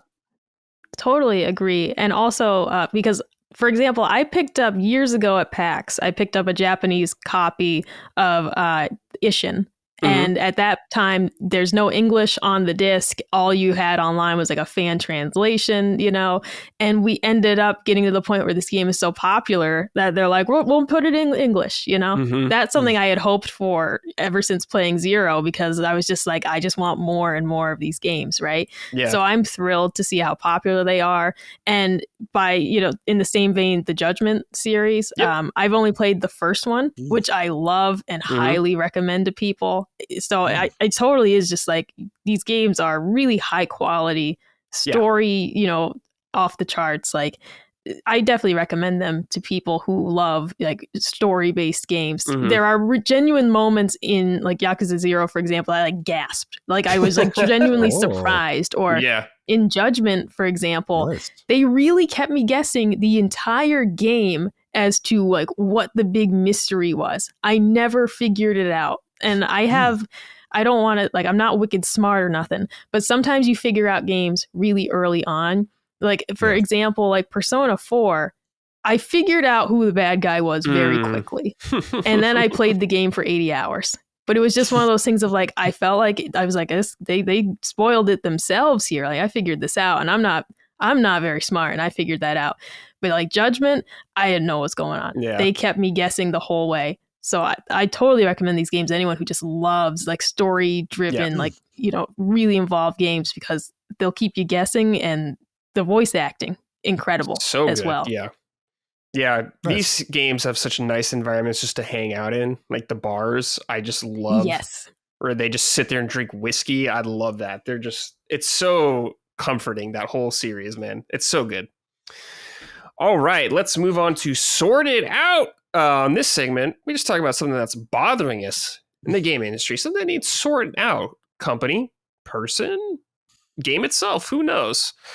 Locke, do you have anything that comes to mind? Anything that needs sorting out? Well, I think it's pretty obvious, especially after the past week again, but I think console warriors need to sort it out. On either side. It's to me, it's becoming very annoying these days, especially, well, last week when Xbox had their direct, like their development direct, which I thought was awesome. I thought it was great, and they showed off Indiana Jones. I'm a huge Indiana Jones fan, so I thought it looked amazing.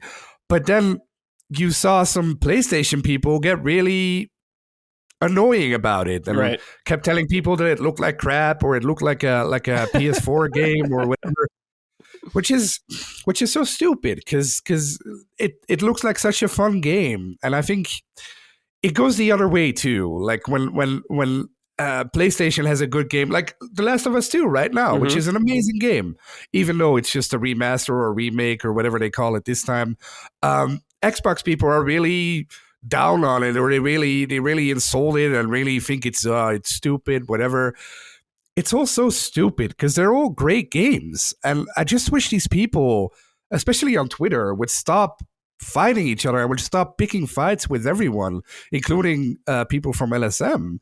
Not that they pick fights, but they get picked on occasionally. It's all just so dumb and so stupid. Why can't they just enjoy games instead of having to pump up their favorite plastic toy? It's ridiculous. It's really getting annoying, I think. So sort it out, console warriors. Yeah, I think that's a good one. Micah, do you have anything? Yeah, I need Microsoft to figure out when the hell the next Gears game is coming out, because I was really upset when I saw like their most recent post about Gears 6, and it was like, I think they might have said like, we're starting development. I was like, what do you mean you're starting development? The last what do you game mean you're just starting now? Like, what do you mean? Like, what have you been focusing on? I was a really big Xbox player. Like, Xbox 360 might be my all-time favorite console. And the major disappointment in what they've brought for first party games these past several years, I'm just not happy with it. And so for me, it's just like, what have you been focusing on that this game isn't even close to being ready yet? Like, there's a wording that they had, it really just told you, like, this isn't coming out in 2024, 2025. Like, you might, like, we don't know when we're going to see this game. It is clearly, like, not even close to being done. And that disappointment was just like, this is one of your biggest franchises. You're just going to fumble it like that. I'm already, as a Gears fan, not completely thrilled with the direction that they've taken the games in, but they're still solid, right? The multiplayer is still excellent. I'm less happy with what they did to Horde mode, but like multiplayer, Gears 5, excellent. Gears 4 as well. But I just can't believe that they would, in my opinion, if this is what's happening, that they're putting this on the back burner. That this series doesn't seem important enough to like fast track it, that this should be a top project. And instead it seems like, did you start working on it when you released Gears 5, or have you waited this whole time to start it? It really is just baffling to me that a series like that would have such a long delay between releases. That's something they got to fix for me. It's why I don't play much on Xbox these days. And I'm happy when I have a reason to use the Xbox. It's my favorite controller. It's my favorite console still. But there's just not a lot for me over there right now. And I'm waiting for them to get back to some of these, favorite games of mine that I want them to revive. Yeah, I think that's a fair point. Gears 5 came out like what? 2018, I think, or something like that, or something like 19. Think so. It's been a long time. Yeah. It definitely feels like that series has kind of become less important to them over time. Which is sad. Totally agree. But come on. Gears needs to come back. I miss Gears. It's time. Yeah. I guess my sorted out to be is just still no Banjo-Kazooie game from Rare or from Microsoft. I'm waiting. It's been a long time. You killed me with nuts and bolts. So it's time to bring the bear back, please. I need Banjo-Kazooie in my life to be good and not building cars or whatever. Please don't do that anymore. Enough. And please. Go ahead. Oh, no. Oh, I was going to say, I'm right there with you, but it needs to be Viva Pinata. I need them to make that first, and then you can have your Banjo-Kazooie. But give me Viva Pinata first. I was going to say, please give a Viva Pinata for Micah, because I remember you in Discord saying, before she eats a chocolate gun, please get her Viva Pinata. Okay, we take some of these segments from the audience, too. This is from Alex. Let's see how you feel about this, Lockmort. Summon signalers. Sorted out Microsoft and everyone who praised the developer direct as a good format. Anyone who says anything in Microsoft marketing sounds like a disgraced magician selling a dull set of knives to a special needs cooking class. I can't be Indiana Jones? Cool. Then I could say with authority that Microsoft marketing belongs in a museum. Whoa, that's a very hostile comment. I mean, I didn't think it was that bad. I didn't think it was all these things are developers and publishers trying to sell you stuff, the whole thing. I mean, I thought it was cool to see some of the developer stuff. Sometimes I think they get too carried away with that, specifically Hellblade. They get like way too crazy with that shit. But I thought the developer direct was all right. Got some good looks. Like the Indiana Jones thing I liked because they showed the trailer of the game.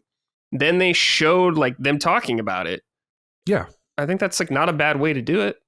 Well, I kind of get what he's saying too, because I was kind of rolling my eyes, but I get what he's saying too, because I always, with these directs or showcases, it's the same thing with award shows, right? Like if somebody wins an award, or if a movie wins an award, you want to hear from the director and you want to hear from the actors, and that's it. You don't want to hear from the writers or the producers or anyway. And with games, I think you just want to see gameplay, and maybe you want to see a Todd Howard, but I don't have to see everybody else. That's very selfish, of course, because it's their game and it's very important to them. But I get what Alex is saying in that way, that it can get a little bit annoying when they're basically trying to sell you the best game ever, even though it's not going to be the best game ever. Right. But I still think they did a great job. They had great games too. Like it wasn't I mean, compared to the last PlayStation showcase, if we want to get into it, this was way better. Yeah, they showed gameplay for some of their stuff. Micah, we were talking about Xbox. I'm curious, is there anything on the horizon that you're interested in coming out from them? Not really.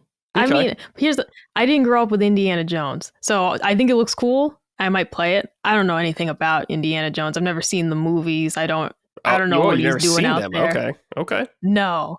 So it's one of those. I hate these direct type things. I'm much more content to look at a list of what was said in it. Like, just show me the game, a list of the games.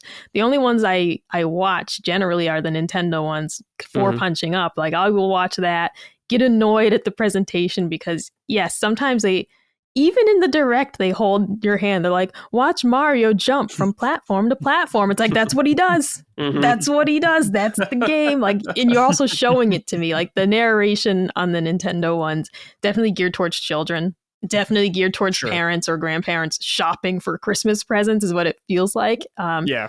But I watch like the PlayStation ones with Colin, for example, and I'm just like, it is, show me gameplay. Don't show me concepts that are years away. That's my biggest frustration, is seeing things that are so far away that it's like, I don't want to get my hopes up. I'm still mad about Scalebound. I'm still mad that Scalebound got canceled. Yeah. All right. It's been years and I'll never recover. Yeah. So I don't like when you show me something that's 5 years away. I don't like if you tell me about a game and you have no idea when it's coming out. There's no gameplay of it.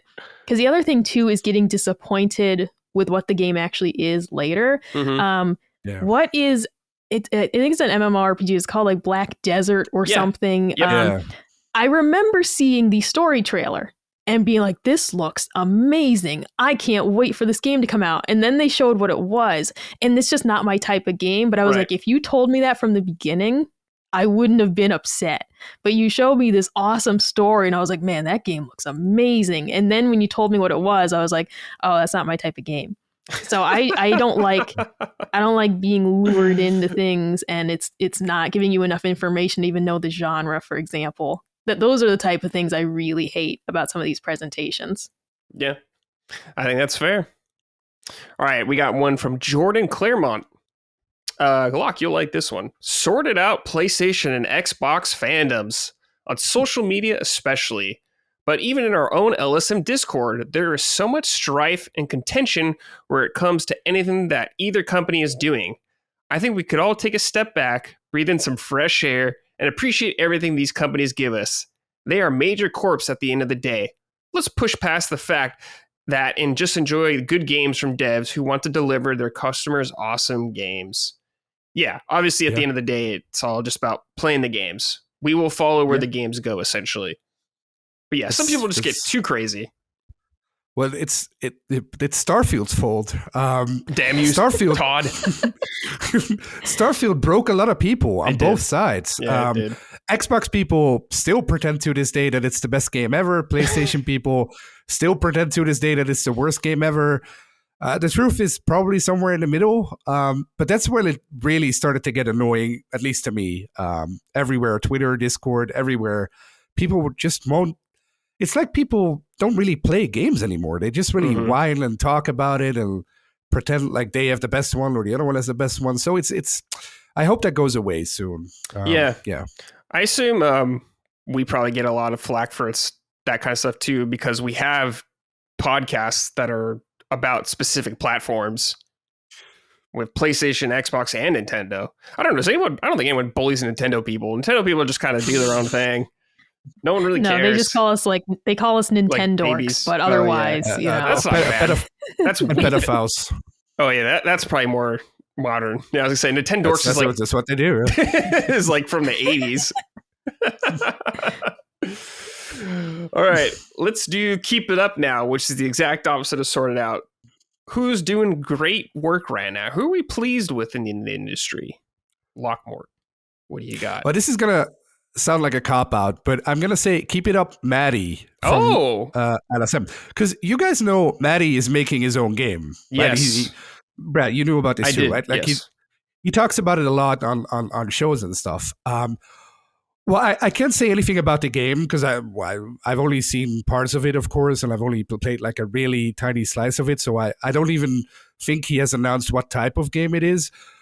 But I can tell you that Maddie is putting so much effort and so many resources into it. It's not like a game made in some kind of cheap engine or something. No, he's really putting a whole team around him, writers, developers, artists. Like it's really coming together in a great way, and that's all cost to him. Right. He's doing it. He's doing what most people always talk about. Everybody always talks about developing their own game. And he's actually doing it. He's putting so much effort into it. That guy, he has, of course, he has the Fighting Duke over on LSM. He appears on this show. He's on Constellation. He has 2 full-time channels, where he uploads every single day almost. And then he's also developing his own game. So I don't know anyone with the same work ethic as Maddie. Maybe I'm a little bit privileged, of course, because I work for him, so I know him very well. But the stuff he's doing, people really underestimate how much effort he's putting into it. Dude, yeah. When I found out how much work Maddie does, I was like, how is that even possible to be as consistent and keep the quality up as much as he does? It's very impressive. And he's passionate too. He's still passionate. I think it's very easy to become bitter or to look at it as a job. No, he keeps doing it every day with a big smile on his face, motivating everyone around him. He's fantastic to work for, but he's also just fantastic to look what he's doing. Yeah. And quick shout out, I guess, to Colin also working at Lilymo, his own game stuff. That's pretty cool. 2 people at LSM, man, making games. Love to hear that. Micah, what about you? Yeah, I'm going to give mine to the Yakuza and Judgment Devs RGG studio. I don't know how to say it properly. So it's Ryuga something like that. It's a tongue twister, but RGG studio, what they did with Zero, they have this established franchise. What they did with Zero was give people a way to jump into the game with a fresh start, modern gameplay, really like to the nines, graphics, everything, and get people hooked on their franchise. And as they kept remaking these games with Kiwami 1 and 2, I cannot say enough about just how high quality these experiences are. And then with the spin-off of Judgment and then Lost Judgment, which I actually just bought because I was waiting to buy it until I actually said I'm going to play it at some point. So I bought that very recently. But these games are they completely, for the Western audience, just brought these to the forefront of like games people are talking about. And now they just keep making more. So like, I can't say enough about these games and how I really hope people give them a chance, whether it's the Yakuza series or if you want to jump in with Judgment. I mean, these are just very like quality experiences, stories that are off the charts. And I'm thrilled to see their success. Because when I first played Zero, I said, this is amazing. I hope they continue. But it didn't, it was a little iffy of like, are they going to keep doing these remakes? What are we going to get next? Will they keep porting games over? How well is it going to do? Some of my favorite games are just locked in Japan forever. Like my all-time favorite 3DS game, which is 7th Dragon 3, code VFD. It's the only 7th Dragon game that we've ever gotten in the West. They never gave us any more of them. And I'm devastated because I love that game, but I don't have the time to play like a fan translation online or anything like that. And so it just is of seeing their success, bringing these games over, revitalizing them. I'm thrilled for it and just continuously, happy to see these new games that they're working on. And just, I'm always happy to see an announcement from them. Their tweets are my favorite. I'm never disappointed to see them say we're working on a new title. So that's who I'm going to say keep it up. Nice. I'm just going to give my keep it up to the Prince of Persia game, the new one. I'm really pleased with how this turned out. Like changing up the formula of a franchise can always be a tricky thing, but I think they really found a good spot for the series and it feels fresh. I feel like a ton of passion behind this game also. I think it's the people that did like Rayman games recently and I can just feel the fluidity of it, everything. So I'm very happy with that. Ubisoft to me is fulls and ups and downs in their catalog, but this is like a nice win for them. So I'm very pleased with them. Keep it up. Lee is cool. Jenkins wrote in, "Hey, Brad, Micah, and Locke. I've got to keep it up for Teon Studios. Their AA licensed games are great fun. I enjoyed Terminator Resistance a few years ago, and I'm currently playing through RoboCop Rogue City. Sure, they're janky and a little rough in places, but it's good to see a smaller studio doing something with beloved franchise that isn't just a cash grab a la Golem. Let's hope they get another cool 80s movie to adapt." Yeah, I've heard great things about RoboCop specifically. And people I did know like Terminator. But yeah, I love like AA games and all that kind of stuff. So it's really cool to see them thrive. Very good. And this is from Will. "Keep it up, Xbox. After the developer direct, which showcased games like Avowed and Visions of Mana, I have to give it to Xbox. The era of Xbox having no games is over. With fantastic start 2023, including titles like Starfield and Hi-Fi Rush, it seems that Xbox Game Pass machine is fine delivering games at their full capacity. It's probably never been a better time to be an Xbox gamer, especially from an economic standpoint. They may have some duds like Redfall, but for the most part, a lot of their games have been great. Xbox fans may never experience the same quality of writing and graphics as The Last of Us, but hey, with the quantity of games coming out that aren't necessarily amazing, but are still great, I'm not complaining." Well, there you go. Yeah. Yeah, Game Pass is a hell of a deal if you got, there's so many games on there that you can play for cheap. Yeah. Alrighty, Locke. This game I reviewed at my old job, actually, and I really did enjoy it, and is one of my favorite games of the year. And I'm curious to see how you feel about it, is Star Wars Jedi Survivor. Yeah. I was blown away by Jedi Survivor, but not in a good way. At first, because when I played it at launch, I bought it on PC, and it ran absolutely terrible. Yes, like my PC is pretty decent. I still got a 3080, which is pretty good. But I couldn't get past the hiccups. The 30 FPS nonsense, all the other stuff. So I played it maybe for 5-6 hours at launch, shelved it, and then went back to it every other month to see if they fixed it, and they never did. So on PC, it's still basically broken. But last month, I decided, well, okay, screw it then, I'll just get it on PS5. So I did, and there it was amazing. I loved it. I loved every single second of it. It was so special to me. It was what Star Wars used to mean to me before Disney came in and did their thing. It was so, the way it starts, even like, have you guys played Guardians of the Galaxy? Yeah, the Square Enix game. Yep.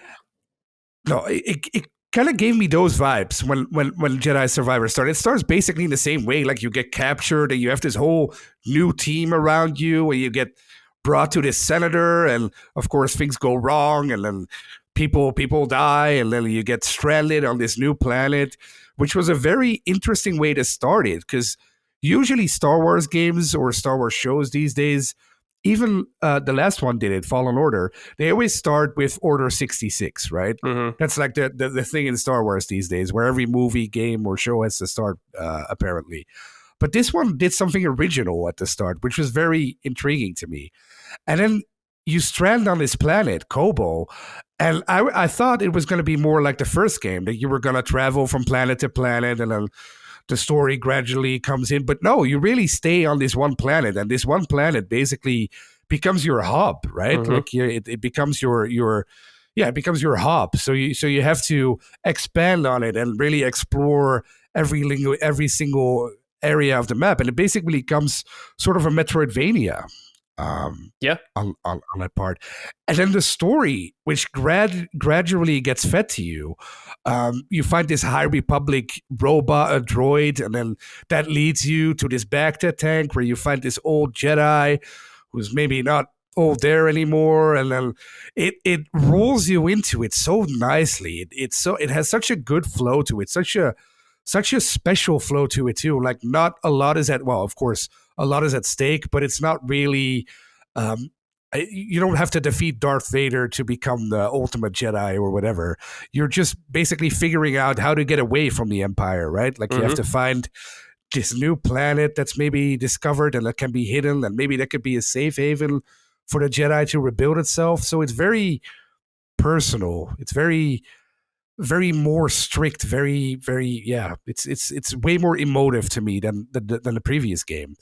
And what helps is that the acting is so amazing. Not only from the main actor, but the cast around him. Like he has this bounty hunter buddy called Bode, who's amazing. He's one of my favorite new characters. Or Meryl, who was also in the first game, which is one of my favorite voice actors now because she has like a cool accent, I think, which you don't really see in these games.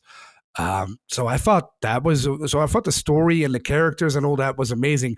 But what really hooked me into it was the combat. You get a couple of new stances, and my favorite was the cross guard. Yeah, that was fun.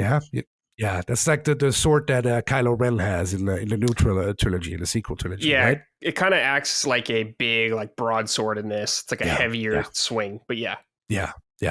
So I loved using that stance combined with the blasters. So I would just switch back and forth between those two, and they would make for such fun, original, new gameplay. It wasn't just lightsaber parrying like the first game. No, you really you could really lash out with the crossguard, and you could throw it from like miles away is a bit much, but you could throw it like from very far away. You could hear it zoom, zoom, zoom, zoom, zoom back in, and it was so special. And then the last third of the game, without spoiling it, basically becomes Uncharted Star Wars. Right? There's so many set pieces, so many cool new set pieces that are huge and big, and you're overwhelmed with constant action and constant new ways to travel and new things to discover. I think the one thing that didn't really grab me is this planet you're on, this hub area you're on called Kobo. Has like a couple of weird things you have to collect. Like you have a garden that basically serves no use. So you have to discover plants, then you have to discover fish, but the game never really explains why. The fish she put in the tank at the cantina, I remember, and I think it might be for a quest, but I can't recall off the top of my head. Well, I finished it, but I didn't go for the plat. So I had like 10 out of 12 fish, I think, but I never understood why. So maybe that comes up after, I guess. Maybe, yeah. And you also have like a garden with like all these seeds, and that was I can't recall what that's even for. Yeah, there's some stuff in there that's like you definitely don't have to do, I guess, if you don't want to. Yeah. Well, I would want to do it if it served a purpose, but they never really explain the purpose. Sure, so it's just there. If it's like in Micah's game, like in Dave the Diver or something that serves a purpose, and you can cut up the fish and serve it to people or something, that would be cool. But they're just there, like swimming in an aquarium, which is fun, I guess. But it would have been more fun if it served a purpose. But then they have other stuff that does serve a purpose, like the bounty hunters that you can basically hunt, that serve like little mini bosses in the map, which is so much fun to do. Like you have to search them out, and then it basically becomes a new boss fight, and you have to find ways to lure them out, and then you have to defeat them, of course, and then you get coins and you can buy new. Well, that's another thing that's maybe a little bit weird, that all the rewards you get with the coins you gather are just cosmetics. Right? You can get a couple of perks, but most of it is like your blaster or your beard or your hair or your BD. You can customize. So maybe that's a little bit weird. I kind of like that because it made it possible to customize Cal, which was cool. Like mine was bold and had like a beard, but then I saw another one which has like a little, what's it called, a man bun, and it's really cool what you can do with them. And then the ending, of course, I'm not going to spoil it, but the ending was one of the best endings I've ever seen in a Star Wars game. Fantastic, and I can't wait for the sequel. Yeah, I really like on Kobo, you're like the town you're in, this hub. It's like a Wild West town, almost like when you go inside, it's a cantina. And there's like people in there you can talk to and get some stuff from. And all the robots are really charming, charismatic. And you have your little base underneath it that I really loved. Yeah. There's also like Yeah. that mini game you could play. It's like The chess, hollow, the chess kind of thing, which is cool. Yeah. I think the exploration in this game is really good. There's always incentive to explore, and moving Cal through the world feels really smooth. You know, he's got the nice wall run, double jumps, all that good stuff.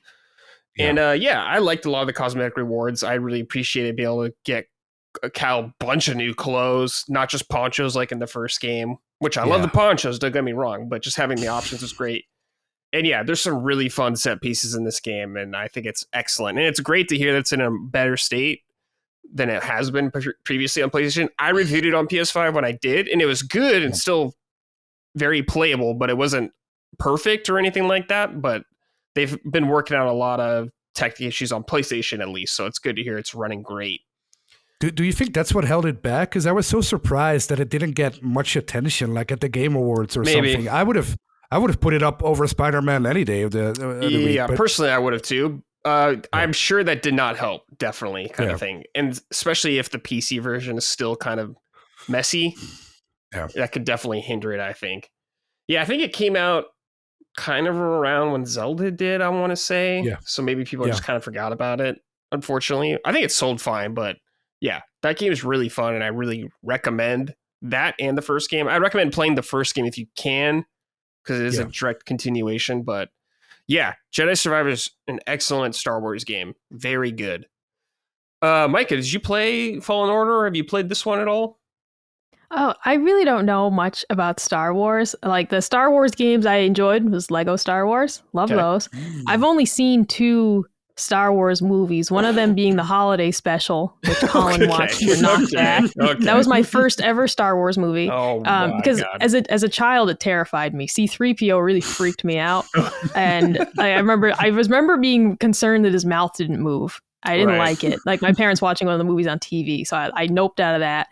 And it was when I was a kid, the Darth Maul movie came out. Phantom Menace, and he was really scary. I remember like they went to see that for like a date night. I remember just the commercials terrified me. So as an adult, I've seen the holiday special. I watched one other with Colin. I don't know which one it was. He got Luke and he's young and he's with his Aunt May and Uncle Ben and Obi-Wan shows up. That's the original Star Wars, the first one. Yeah. So I've seen that. And it's perfectly good. Mm-hmm. But I'm totally out of the series. I have played, what was the Star Wars like multiplayer game from several years ago? That you're pew and laser people. Yeah. See, I played one of those. Because I love online games. Yeah. So that I did play. That was fun. That was enjoyable. But in terms of more like story-based games, aside from the Lego ones, I really haven't played anything. Mm-hmm. Okay. Yeah. I mean, there's a ton of Star Wars content out there, so yeah, might be a little insane to get caught up, but yeah, that's okay. Will Hahn wrote in, "Hey, Brad and LSM crew, I'm glad that Jedi Survivor is being talked about more since I felt it didn't get the love it deserved on Sacred Symbols. I truly feel that Respawn understands Star Wars better than anyone at Lucasfilm. Dare I say that it is the best piece of modern Star Wars content to come out within the last decade. Brad, understanding Collins' distaste for modern Star Wars, do you think maybe he could be convinced to give this game a shot due to its awesome gameplay and great story? What say you? Also, shout out to Cameron Monaghan. He's a great actor and is totally underrated as Cal Kestis. Thank you for the awesome content and keep up the great work." Yeah, I remember when this game came out, the boys on Sacred didn't really talk about it that much. I don't think they really played it, which is a damn shame because it's a fantastic game. I think Dustin played it later, though, at least. Let's see. Getting Colin to do something Star Wars. I've talked to Colin about Star Wars a couple times because we share a lot of the same opinions about Star Wars. I like Star Wars more than him, but to me, like, I know people bring up the Disney era of Star Wars, but to me, Star Wars really died with the prequels. Like, I do not like those movies, and I know a lot of people do. It's totally fine. So for me, Star Wars has been peaks and valleys for an extremely long time. So I just take what I can get whenever there's something good. And Jedi Survivor is an excellent thing, an excellent Star Wars. But Colin won't play this game unless he plays Fallen Order first. That's just the way his brain works. He'll have to start at the beginning because he'll feel like a poser or something he'll say. So maybe we could get him to play Star Wars. I'm slowly chipping away at Colin to get him to try some stuff he hasn't. Like Kingdom Hearts, he said he would play it at some point. So we're working on it. We're getting to him. Just got to find the right moment in time for it to strike. We got to be patient with the man. But yeah, hopefully we can get there. I'm sure you know plenty of that, Micah. Oh, yeah, no, I there are so many games that I wish I could get him to play, but it's games that aren't on PlayStation. You know, something like Triangle Strategy, which was my game of the year when it came out, but it's, you know, I'm not going to get him to play that because it's not available on PlayStation. It's so annoying because that game is amazing, and I know it's so good. He loves tactics games like Fantasy Tactics. So I'm like, you will love that game. Please, I know it's not on PlayStation, but please play it on something. It's on PC, I guess. I don't know. I have the Switch, man. Yeah. I have the Switch. You know, here, take my Switch, please. Colin. But please, yeah. And similarly, like Octopath Traveler 2, and you just didn't really get into it, and that's just one of those games that is. It's easy to understand, but when you play it, you do feel a bit lost because you kind of just randomly choose what you want to do next. Yeah. And Colin was like, well, I don't really like feeling directionless. Not that you want the game to hold your hand, but almost feeling like, well, what the hell am I doing? And I totally get that. But I was like, just keep playing it. But he didn't keep playing it. So. Damn. Well, at least you tried. That's all we can do. I did. Switch Mitch Skates wrote in. Greetings, exalted ones. I can't express enough how disappointing it is that Jedi Survivor was slept on because of the performance issues that it had at launch, primarily on PC. As a Star Wars diehard, I found the implication of where we leave off at the end of the game is so interesting. What is your relationship with Star Wars like nowadays, and how do you feel about Jedi Survivor? Thanks. The game left off on a great place. I felt like lots of different ways you can go, so I was pleased about that. Where we're at, Star Wars, I don't like get upset at or anything like that. I'm just kind of like, whatever about it nowadays. I'm kind of numb to bad Star Wars because there's been plenty in my lifetime. And it's just, it is what it is. It's fine. I just take the small parts I can get that are good here and there. And that's just what it is to me. I understand Star Wars will go forever. And that's just where we're at with Star Wars. What about you, Locke? With Star Wars, where are you at? Well, I really loved Rogue One. Mm-hmm. I loved Andor, and I loved Jedi Fallen Order and Jedi Survivor now, and all the rest is horrible to me. I hate all of it. Well, not of course the original trilogy is awesome, and I do like the prequels, but the sequel trilogy. That first trailer was, I remember feeling like, oh my God, it's back. When you first saw the trailer for The Force Awakens and you watched it and it was like, oh, well, maybe the next one will be cool. And then you watched, I can't even remember, The Last Jedi. Yeah. And it was like, oh, well, what are they doing? This is not good. this can't be right. And then the last one, Rise of Skywalker, is what I can't use those words, but it's no, it's chaotic. They don't make them anymore. And then you had all those TV shows, of course, The Mandalorian, which was fine. And then recently we have Ahsoka, I guess, which is fine. And then you got the cartoons, which are all fine. But I thought Andor was great, even though it wasn't really Star Wars. I thought it was a great heist show. I thought Andor was good. Yeah, I liked it. I was saying my only criticism, I guess, with Andor is I like Star Wars when it's like kind of fun adventure. Like, of course, there's serious stuff. Andor is like insanely serious the entire time, which is totally fine. And I'm very open to different types of Star Wars, but I just could use a little more lightheartedness in every now and then. But it was solid. It was great. I hope they do what Jedi Survivor did and put some High Republic era somewhere in there. Make it. I think they're making a show now called The Acolyte, which is supposedly going to be that. So hopefully that could be cool. Yeah. Hopefully, Star Wars, all you can do is hope that it'll get better. That's all you can do. Yeah.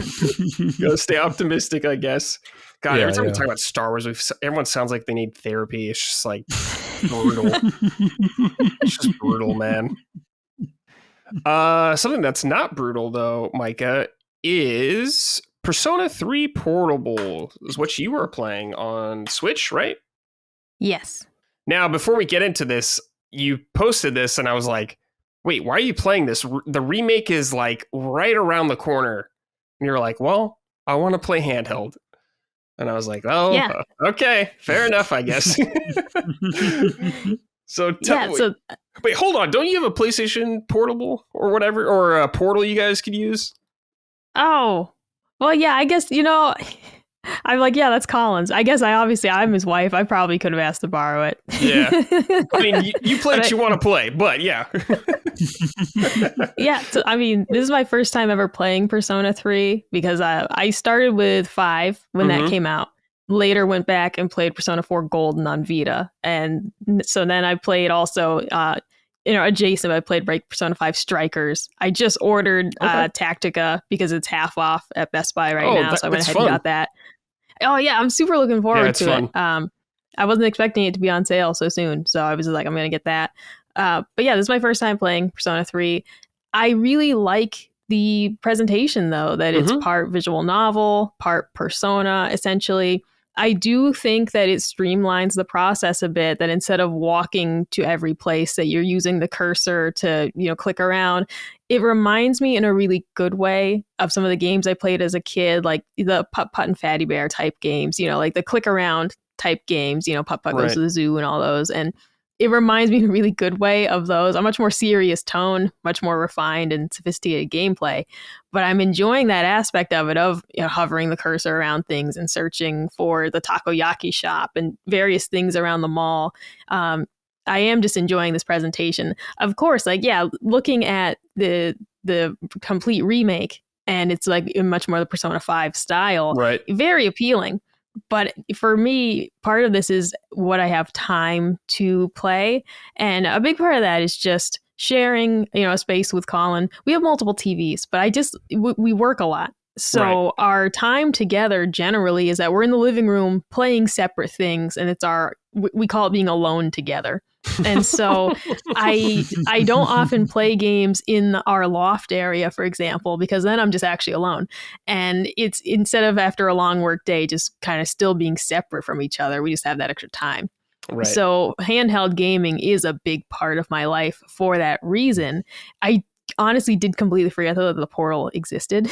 And I was like, oh, yeah, that's a thing. He uses it all the time. I kind of didn't even think about it. So that would be a potential, because I like this game enough that I would consider playing the remake to see how different it is. But I'm totally digging the presentation. As I mentioned, I'm really enjoying how streamlined it is, because you are just clicking around some areas instead of actually walking to various places. But the story so far, I'm about 6 hours in. I just started. Like, my copy got delivered a couple days ago, and I just started it. And it's excellent already. Combat is what you'd expect from a Persona title. If you've played 5, for example, very similar combat. And then after each battle, you have these little cards that shuffle around, and you can try and get the one that you want. It might be a weapon, it might be a piece of armor, it might be more experience points. It's very familiar in a lot of ways for a game that I haven't actually played before. And that's good, because it can be a bit intimidating to go back to some of these older titles, which maybe in some ways don't hold your hand as much. The tutorials, for example, are far less intrusive in this game than they are in Persona 5, which I adore that game. But this one really it'll give you a quick blurb about something, and that's it. Whereas Persona 5 will really hammer it home, like, do this. No, do it. We're not going to let you proceed till you do it, right? Like, this game doesn't quite do that. So it can be intimidating in a sense if you're used to their more modern offerings. But the way this is presented works really well. Story has me hooked already. Like, the basic premise in this game is that people are just being hit with apathy syndrome. And so it's really creepy, because you'll just see these people around town who you try to talk to them and they just don't say anything. And their eyes are like vacant, like they're very, very scary looking. And when you go out at night, the special hour is called the dark hour. And that's when you're the only ones who can see the shadows, the monsters that are out. You're trying to figure out where they're coming from. And so they already got me with that. They're very good in these games of motivating you with something that matters. Like, we're talking about, this is affecting the entire city, presumably. And it's high stakes. That's what really gets me. Of Hmm. course, you have the options of your social life. What do you do after school? Do you work part-time? Do you join a club and do sports? Do you study after school, or do you play online games after school? Right. You Yeah. have to balance all these things. You'll have two different friends ask you to hang out. You have to pick one, or pick none and just be a hermit. All those options, I love it. That's the type of stuff that stresses Colin out. And like when he played Persona 4, he was like, I don't like not knowing what I should be doing. I'm like, but there's no should. It's what do you want to do to grow your character? If you hang out with this guy, you might build up courage. If you hang out with this guy, you might build up strength. Like it's up to you which one you want. There's no right answer unless you're trying to go for a platinum. Then yes, there might Which be a right he answer. probably would be. Yeah. Yes. But I really enjoy all those choices and feeling like, okay, yeah, on Sundays, home shopping is on. I'm going to watch the TV. I'm going to order things. In real life, I love home shopping channels. That's always been one of my things. And so I adore that in these games. And just managing all those options, deciding what to do after school, deciding what's important to you. I have a ton of fun with these games. I don't find it stressful. I find those to just be, I don't know, the myriad of choices and options, wondering what would have happened if I went with the other way, but not going back and doing so. You know, that's also where people get motivated. These games have great replayability. Mhm. I don't replay many titles. This is one I might, because you can choose the gender of your protagonist, which changes a lot of like your social link options. So I'm playing as the male character, which was suggested for new players. And I might actually go back and replay this as the female character. I usually don't replay games very soon after, or like, I never went and played Royal. I never went and played Persona 5 Royal because I was like, that game was 100 hours. I played it. I Yeah. loved it, but I don't need to do it again. Right. For some reason, Witcher 3, I said, yeah, I'll play that 3 times. I don't know what was going on. But, you know, with these games, I don't usually have that same feeling. But this one's getting to me. Okay. There's so many choices left open. There's so many things I'm like, well, I kind of do want to see what would happen if I chose that instead. That I'm already starting to feel like this game's going to get another playthrough, or that I might just play the remake when that comes out. I don't think that one has the choice of protagonist, but it doesn't. just is so different in Yeah, it's style so different. and all the upgrades. I'm like, oh, I Yeah. might end up getting it. Yeah. Hmm. That's funny. Tell me, my biggest problem with this game is Tartarus, which is the main dungeon you go through to. Mhm. Tell me about your experience in Tartarus so far. Are you enjoying it? Yeah, I completely misunderstood the directions. Bill Belichick would say I misinterpreted the rules. So you get to Tartarus, right? And the lady said, you're going to get to a point where you can't proceed. Try and get to that point. I took that literally, as I do most things, and I did it all at once. And Yeah. I realized afterwards that you were supposed to break that into sections. It had just been a while since I played like a real Persona game, and I just forgot, like, you don't have to do that all at once, but I Mhm. did. So then I was super over leveled, and then every day they're like, we should go to Tartarus, but I was so over leveled that like I was getting like 2 XP for beating these monsters. And I was like, well, I did just free up a bunch of free time for myself. Yeah. So I actually am going to, I think, keep doing it that way, of doing very large sections of it. So instead of essentially Tartarus, and this one's, broken up into floors. So you have the first floor, second floor, it just keeps going. So instead of doing 2 floors per night, which might be what's recommended so that you kind of break it up, I think I'm going to continue to do very large chunks of it so that for the remainder of the month, I can go just do whatever I want. I can go work part-time. I can go after school to hang out. There's this old couple at a bookstore that you can hang out with, and they're so cute, and they're just very fun. I like them a lot. You can play an online MMO. You meet a character through that. There's a social link. So having all this free time, because I misunderstood how the dungeon works, has actually like worked to my advantage. And I think I'm going to keep playing it like that, Mhm. so that I also can just say, yeah, I did the dungeon in 2 in-game days. Now I have the rest of these days, just do whatever I want. The system in this one is that each moon cycle brings something different to Tartarus. So once you get to the point where you have to stop, you're waiting for the next moon, the next full moon, to bring you like your next objective, essentially.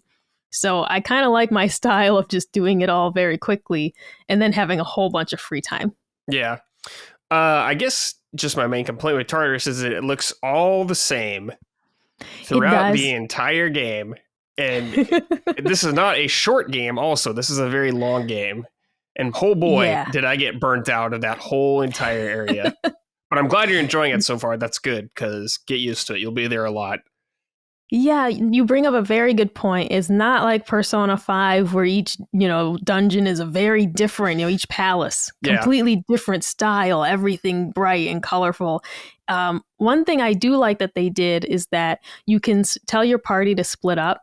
So in terms of getting more XP, this is awesome because instead of splitting the XP through the party, if you do an individual battle, you get all those points to yourself. It also just speeds things up in terms of leveling up and finding items. Like if they go find money, they'll bring it to you. You're always looking for the next staircase to get to the next floor. Or you can also find these access points to go back to the entrance. If you split up, they'll go find those things and tell you, hey, I found it. Do you want to leave or stay? Proceed or not? Even if you stay, it's at least on your map now. Yeah. So I do like that part a lot because, as you said, it could get monotonous for sure. Especially if you end up like me, very over leveled to the point that the enemies run away from you and you're chasing them all over. It's to the point where that can certainly get a little boring, but telling them to go split up, suddenly it takes, a third of the time to get through each floor now that I'm so over leveled by accident. And I'm also just not having to do all the searching by myself. So I think I could totally see getting burnt out on it. I think it is a matter of approaching it in a way that keeps you from getting too sick of it. For me, this is going to be the approach. I'm hoping that I can sustain that for the next 50 hours or whatever. It makes sense. Just do whatever works for you. You are playing portable version also, which is changes like you brought up earlier. The environments you explore are just visual novel style now, and the old ones, the other versions, you would walk through them, which I prefer to do that. But the portable one is very streamlined, so I guess if that's what you're into, works totally fine. Also, the version you're playing, you control your party members, their attacks, and the other ones you could not. So they would just do attacks on their own, and that got me killed several times because they would just do something dumb and I would die. And I'd be like, why are you guys so dumb? So I'm glad they changed that for this version. Go ahead. Oh, and I was just going to say, I have one person like dedicated to be the healer, essentially. So they'll only hit somebody if like one of us if we all have full health, then they'll attack somebody. Otherwise, they're going to stick to being the healer. Yeah. It is very important because otherwise they make very bad decisions. One of them just refuses to use their persona, and they can. It's not that they can't. Like this character set to like the AI mode, he just doesn't use it. I'm like, dude, please. Junpei? He just doesn't. Is it Junpei? Oh, the man with the hat. Yeah, Junpei. What is his name? Okay, Junpei. Yeah. And so I was just like, why aren't you using? And will use it like once, like per floor maybe. But I'm like, I don't know what's going on. You have full spirit points. There's no reason why you shouldn't be casting fire. Like cast fire, and all he does is keep punching people. I'm like, stop. Please so things cast. like that. Their decision's not great. Yeah, not great. Locke, have you played any Persona games? Or are you familiar? These are the type of games that I just don't get. Like I played 4 for like 10 hours and I don't get it. Then I played 5 for 20 hours, I think, after the first, or maybe a little bit less, after the first dungeon with the PO teacher or the teacher that's like a creep and you have to go into his mind. And I just don't get it. That's a me problem, of course. Everybody keeps telling me that these games are amazing and especially 5 is the best game ever. People keep telling me that. So I really want to get it, but I for some reason I don't get it. But I did promise a couple of people that I will play the 3 remake. So I will. Okay. Nice. And hopefully I'll get it. Yeah. Hopefully this will be the one for you to click. Yeah, get you a nice little waifu, because that's another major aspect of the game is the romance. All right, when Persona 5, Persona 4, I'm all about the romance aspect of the game. So I don't know yet who I'm after in Persona 3. There don't seem to be many options yet. I met a lovely lady at swim team, and so we're gonna see where that goes. I walked her home from school, and we got a coffee. So Very nice. I'm going to see where that goes. But that's a huge aspect of the game for me as someone who loves visual novels is the romance and like, who are we going to date? That's a whole thing. Dude, Locke looked so distressed when you said waifu. We're done. We're done. I have to go. All right. The Snack Squatch wrote in, "Hey guys, I'm curious what your history is with Persona 3. Persona 5 and Royal were my first Persona games, and I absolutely fell in love with it. I have 4 Golden for the Vita, but haven't started it yet. With Reload coming out, I'm very tempted to bite the bullet. Ha! And give it a shot. Ha! If you play the game, you'll know. I hear from the fan base that it's the best one story-wise. Thanks for all you do." My history of Persona 3 is it's the first Persona I played. I bought it when the FES version came out on PS2, which is like the second iteration of Persona 3. There was Persona 3, then that version, then the PSP one. I played it like halfway through and I quit because I got annoyed because my party members kept getting me killed. And I was just like, dude, I felt like I was having such bad luck because of bad party members. But then years later, I played the PSP version and I went through that one. So that's how I was introduced Persona. Micah, was 4 your first? Oh, so 5. Yeah, 5 I was your played first? Okay. Persona 5. Yeah, when that came out, I said, this looks awesome. I'm going to give this a try. Mhm. And then I went back a couple of years later and played 4. Miraculously, I bought it on Amazon at the time, new, for just like $20. And then it was when they announced like Vita games are like totally dead. And then the prices like skyrocketed. And so I felt very lucky to have gotten it for so cheap. But yeah, I played 4 after that. And then this is my first time playing 3. So the like story wise, 5 is still my favorite cast so far. Like 4 had an excellent story, but 5, those characters really like hooked me in. So far, I really like 3's characters. They're just still super guarded. I'm still at the point where I don't even know my own story yet, right? Like very early in the game, they allude to like, oh, you have a tragic past. Like teachers will be like, oh, I'm sorry, I didn't know. But you don't know what they're talking about. Like we as the player don't know our own character yet.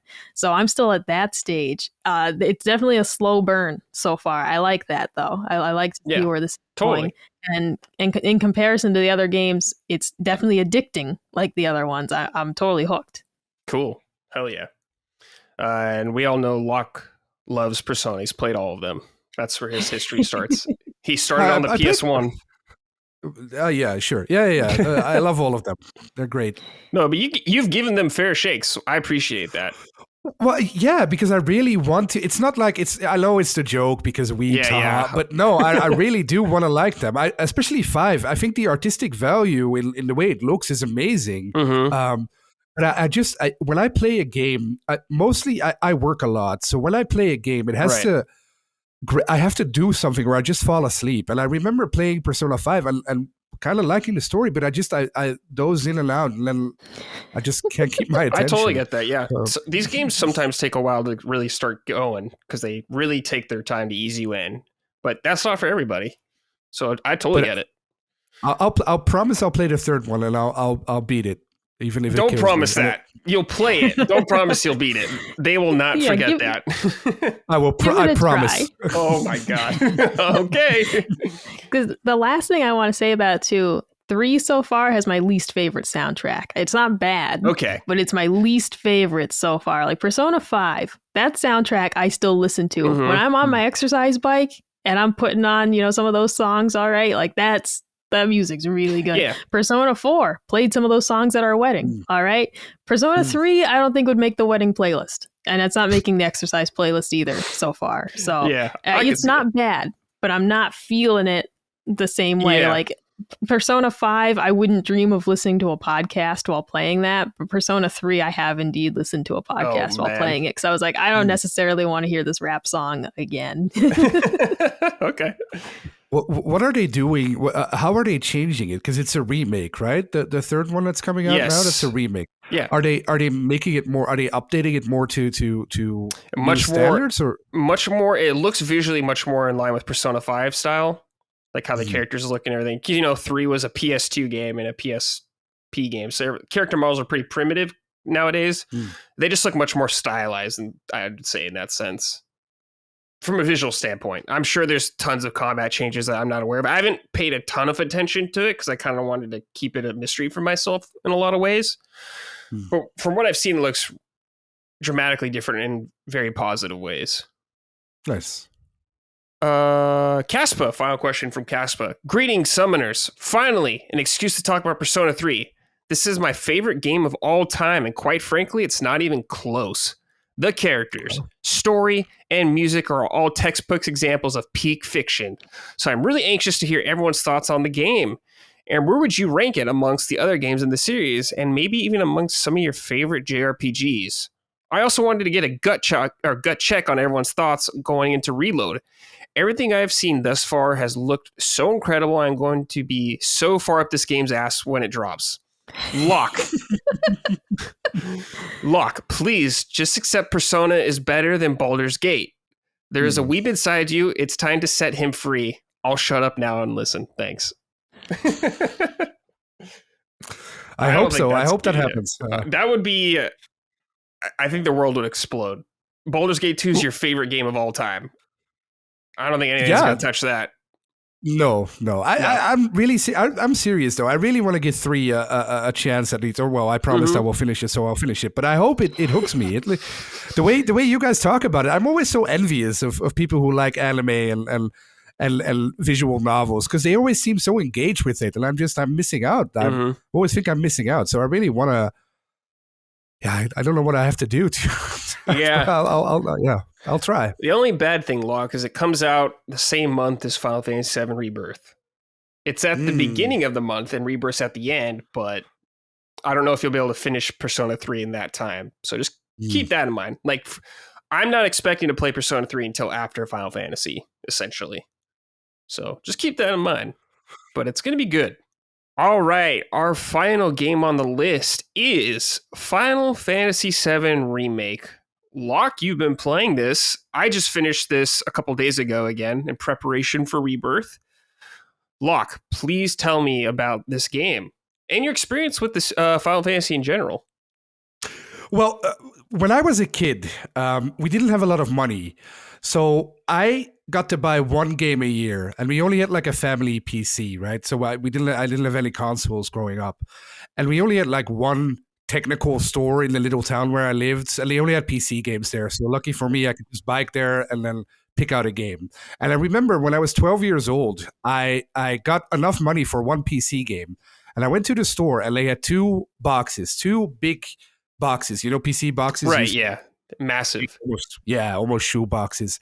And those 2 games were Final Fantasy VII and Baldur's Gate 1. Oh. Those were the choices I had, right? But back then we didn't have internet. So I just came back to the store every day. I looked at the pictures and I read what they were about. And then I would go back home. And then next day I would go back and contemplate some more. And I would go back. And this went on for like 4 or 5 days. And on the 5th day, I finally decided I was going to get Final Fantasy VII. Because it just looked so cool. You had the train on the back, and the cutscene. The cutscenes looked so cool on the back. So I went to the store, and it was gone.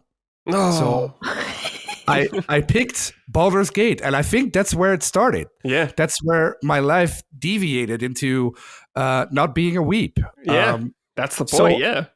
Yeah. So I never really played Final Fantasy VII. I only played when I got my PlayStation when I was way older. I started with 8. That was the first Final Fantasy I ever played, and I loved it. I loved Final Fantasy 8, but again, we didn't have internet, so I didn't know people thought that was the worst one. I personally loved it because it was my first one, and then I got 9, and I loved that one too. And then I went back to 7, and I didn't like it that much because I already played 9 and 8, which looked better. Let me put it that way. So I never finished 7. So when Remake got announced, I didn't play it. I just let it go. I just never, I didn't play it. But then a couple of weeks ago, people kept hyping up Rebirth, right? That's coming out this month? Next month. Yeah. People kept hyping it up and kept telling me like, oh, you have to play Final Fantasy VII Remake. It's so good. It's so good. You have to play it. So I figured, well, okay, I'll just go online. I'll watch a walkthrough of the original, and then I'll play Remake, and hopefully it connects, right? So I watched a 1 hour or a 45-minute long recap of the Mhm. original. I thought, oh wow, this story is pretty cool. This is actually pretty cool. And then I started Final Fantasy VII Remake last week because you asked me to be on here, and I thought, well, as a sign of respect to the two big weeps of LSM, I'll put in an effort and I'll play the weep game. And I have to admit, it's amazing. I love it. It's absolutely amazing. From graphical standpoint, from art style, the combat, I love the combat, which is something I never expected to say, because I like turn-based combat, but this really isn't turn-based combat, right? It's really a mix of the two with the menus, and no, I think it's amazing. But what really surprised me the most is that I like the story and the cast so much. Because I really wasn't expecting to, because it's very, I don't know, is it very anime? Do you consider this anime? Okay. Yes. Okay, so normally I wouldn't like this, I guess, but I really do like it. Maybe because it's very graphically up to par with other games, I guess. Right. It looks great, it moves great. There's no still images. There's not a lot of yelling. People aren't shouting in my ear constantly. So I'm really, really enjoying it. Now I'm not very far yet. I'm only in chapter 5, I think. Okay. I just did the crab. What's Crab it called? Warden. Crab Warden. Yeah, Cool. That's the last thing. That sounds like something from Elden Ring. Yes, like it does. That sounds like an Elden It Ring absolutely thing. does. Yeah. So I'm not very far yet, but I already noticed like the ghosts you see at the beginning and like the green flashes. I edited a recap not that long ago, a couple of months ago, for a great channel that specifies in Final Fantasy videos, and that guy really got me into it. He told me like, oh, it's not really a remake. It's more like a sequel or an alternate universe kind of thing, which I don't know if that's true. You guys would be able to tell me. But that stuff is so intriguing to me. So I'm constantly paying attention to those little green flashes and wonder like, oh, is this new, or was this also in the other one? Or so I'm constantly second guessing what I see, which really puts it in another dimension for me. I've never experienced something like that. So I don't know if it's better if you have played the original. I guess it is. I guess that is better. You will get a little more out of it, or a lot maybe, but you could totally, and I know of plenty of people that have hopped into this game without experience from the others and have had a very good time. Yeah, because I was very surprised by that. I thought I wouldn't get most of the little details or most of the stuff, but I guess the recap that I watched, I know that that's not enough, of course. That's not the same as playing the original, but I've had so much fun. I think it's amazing. Yeah. What do you think about the cast and everything? Cloud, Barrett, Tifa? Well, I don't. People are going to get mad, I guess, but I don't like Cloud. That's okay. My old coworker Brandon Jones did not like Cloud. I remember that's the reason he quit the game originally. Oh, but I like everybody else. I like everybody else. Cloud is just I've seen the recap, so I know the story behind it. So I know there's multiple dimensions there. It gets better, of course. But I'm so sick of like the angry, angsty teenager. I don't know how old he is, but he's like 21. 21. Okay, well, I'm like the cool guy. No, I'm standoffish. No, I'm too cool for you. And it's like, oh, come on. Like, I've seen that so many times. But I'm probably wrong because everybody loves him. And I'm guessing that later on it becomes way, way different and he becomes way more important. But the rest of the cast, especially Barrett, I like a lot, even though he yells a lot. I think it's really fun. The dynamic with his daughter is really fun. I also really like how the cast kind of gels together. There's a couple of voices I recognize from other shows. Like I recognize Badger from Breaking Bad. Suddenly he's in here, I think. And there's a couple of other people that I recognize from other games. But I really like how it all gels together, how they're like a friendly bunch. Like there's the only asshole really is Cloud. No, the other ones are really, that's true. Really nice to get along with. But I'm not that far. I'm only in chapter 5, so I don't know. Yeah, you're still pretty early. Yeah. Cool. Well, I'm glad to hear and you're really enjoying it. Yeah. The original Final Fantasy VII is probably my favorite game of all time. So getting, especially people who don't have a lot of experience with that one, playing Remake and just falling in love with the characters pleases me greatly. And one thing I love about Remake is it expands a lot of the characters a lot. Like all the Avalanche people, like Jesse, Biggs, Wedge, like they're not really that much in the original game. They're like you barely talk to them. So now they're like full personalities and like you said, Badger from Breaking Bad's Wedge. So Yeah. really great just getting to know all these people. How do you did so you're in the 7th district, you were their bar area and all that stuff like that. Yes, Did you do yes, all of the course, side yeah. quests around there and all that? Yes. I really enjoy. It's a little bit more linear than I thought. Like I Mhm. thought it was going to be more open. So you're always really pressed into these corridors, really, Mhm. where you get these side quests too, and it's very gamey. I don't know how else to Mhm. explain it. I don't know if that is the right way to explain it, but No, yeah. it's not really open world, which I thought it was No, going to it's be. not. No, which is okay. I just didn't expect it to be that Yeah. way. But I like the mini games. I like the darts. Mhm. I really like the music you can find and stuff. I really enjoy the combat mostly, and Yeah. I honestly didn't expect that. I think the combat is really innovative and that it's so Yeah. special. It's so new. I've never played anything like it. Mhm. I will say it may be a bit too easy. I'm playing on normal. Sure. Maybe I should put it on hard, but maybe hard is too hard. I don't think there's a hard difficulty until you beat the Oh. game. Oh. Later on, stuff will get more challenging. The Okay. beginning of the game is pretty easy, but it'll kick up a little bit later on. And Okay. the DLC or whatever that they have is also harder. So Okay. when you get to that, yes. Yeah, I don't know, Locke. I'm just so pleased you're enjoying this game right now. Because you were talking about the structure of the game, how it's very closed in, almost like claustrophobic. Yeah. And yes, Midgar in the original game is like that also. And in this game, it's also the case. Rebirth, the next one, Locke, is going to be like open, very open compared to this. Yes. So, I'm very glad. I'm very glad I waited actually until now, because I think I can finish. I can probably finish it within the next 2 weeks and then go straight into the next one. And like you said, I've seen like the previews of the next one, and that's more open. So I guess that's different in a way. Yeah. So I won't get burned out. Yeah. Yeah, it'll be pretty different. It'll be nice. It's gonna feel, like being cooped up in an area for a long time and just finally getting out into a broad open space with, I mean, of course there's tons of big towns and stuff like that, but yeah, you'll get like, it's a complete intentional feeling of like that being cramped to finally free. So you'll definitely get all that. Do you think is that gonna be bigger than this one? Because this one is 30 hours I read. Yeah, so that one is gonna be bigger. So what they said, Locke, if you do all the content in the next one, they said 100 hours. Oh, okay. Okay, so that's like an open world then, really. Yeah. Yes, it's going to be pretty big. Yes. So okay, cool. And you're going to be pleased with the combat changes they made. Also, just a lot more cool stuff you can do.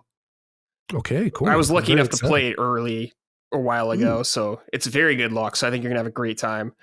Micah, any interest, experience with any of these? Yeah, my only experience with Final Fantasy VII Remake is watching Colin play it. I don't usually understand Final Fantasy storylines. I love JRPGs, but my breaking point is when they're very convoluted and I don't know what's going on, which is like my Kingdom Hearts syndrome of like, I don't get it. And I don't mean that I don't understand the gameplay. I can't figure out what's going on. Like it's a mess. So I watched Colin play that whole game. I don't know what the hell was going on. It was just like, it was really cool, the combat and everything, but like story wise, like I'm a big story person. And if I get lost, I feel like, I don't know, man, I can't continue with it. So those games confused me. Maybe it's because I was just like the backseat player and I wasn't actually in control. But for me, it was just like very confusing as to what's going on, who all these people are. So I don't know if it's something I'd ever play for myself. Like Final Fantasy has been a bit of a miss for me. I did not like 15. I tried playing one of them on Vita. I had it's 10 and like 10-2 or something is on Vita. I tried playing that one. It was like Titus, isn't it? Titus. Yeah, I hated him. I played that game for like an hour. I hated him so much I stopped playing it. He was my cloud block. Man. I hated him to bits. So it just so far, Final Fantasy has not really been my thing. I do really want to play 16. But otherwise, it so far has not. It's not been something I've really gelled with because from between me not understanding the storylines or not really meshing with the characters, I've had bad luck with these. This one, like watching Colin play it, I mean, it looks gorgeous, and the game, like the combat, was really cool. What if I told you, Micah, not understanding it is intentional at many points? You're not Well, supposed that to makes know me yet. angry. I You're not don't supposed like to know yet. feeling dumb. You don't It's feel- like, It's just you're not given all the pieces of the puzzle yet. well, now I'm mad. It's like a Kojima game, and he's always making me feel dumb. I watch Colin play Metal Gear, and I'm like, I don't know what he's doing. We don't know what he's doing. There's a sniper, and it's like I don't know what the hell's happening. But you're just hiding in a box somewhere, and I don't know. So though I don't like things that make me feel stupid. That's a lot of media, but especially gaming. You just got to go along with the mystery of it. It's not about making you feel stupid, I think, Mike. It's just they're just drip feeding you information and you're just slowly putting it together. I think you put it together, and then I get all these pieces, and it's like, have you ever done one of those clear puzzles, like those Japanese clear puzzles, and like you stack all the pieces? That's how it makes me feel. I have done one of those, and I knocked it over after I completed it, and I wanted to cry. So that's how I feel when I play these games. Okay, fair enough. Hopefully you'll give another shot someday, or another Final Fantasy, because they're excellent video games. And because you love JRPGs, it's like I don't understand. Yeah, 16 is on the list because that seems pretty straightforward. I was like, all right, we got a family, they're royalty, we're going to go fight something. Yes, I watched Colin play the first couple hours. I said, this seems pretty straightforward. Will it turn into mysteries? It might. But that at least got its hooks in me of like, I understand what's happening right now. 15, from the get-go, I didn't know what was going on. We're 4 dudes in a car driving around. I was lost immediately. Well, you got to watch Kingsglaive to get that. and the YouTube anime. Brotherhood. Brotherhood, I can't do all these things. I just want to play the game. All right. Demetrios Rodriguez. Hello, Summoning Sign Roundtable. To the effervescent Brad Ellis, the incomparable Lockmort, and the beautiful Miss Micah Watson Moriarty. Question. Oh, goodness. On Final Fantasy VII. I thoroughly enjoyed the game, but what annoyed me the most was the amount of boss battles and how it felt one-track minded the experience was to me. I think they designed it to evoke the first part of their classic PS1 game, claustrophobic, espionage, and mystery. From the trailer I've seen, hopefully, they will be able to double down on the open world experience, even though this is a different team developing the other game. No, I don't think that's true. Other than other Square Enix open world games, i.e. Final Fantasy 15 and 16, and Forspoken were lacking in the side quest content as a whole. Hopefully, they'll right their wrongs and put out a Game of the Year contender. Cheers and many blessings. I am looking forward to meeting and seeing you guys on stage in New York City. Lockmort, you will be in NYC in spirit. Okay, so a lot of things going on here. The amount of boss battles, I think there's only a couple occasions they throw boss battles back to back at you in the game. And I think the boss battles are really fun in this game. So I'm not complaining about that. I don't know, Locke, you seem to be enjoying them so far too. Yeah, I just did that boss battle on the bike when you're riding on. I didn't even know that existed in that game, so I figured it was all going to be on foot and just the standard stuff. But I thought that was really cool. So I don't know if it has any more bosses like that. But that was I was really in awe of that. That was amazing. I love that. Yeah. And a sense of it, I guess, being one-track minded.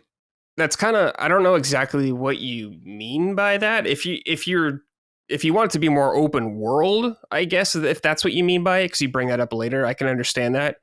This was also a PS4 game, so keep that in mind originally. So it's not going to be a PS5 game like Rebirth was. So it's going to be a little more cramped. And yes, it was a design choice because Midgar's supposed to feel claustrophobic and all that kind of stuff. But I totally get that.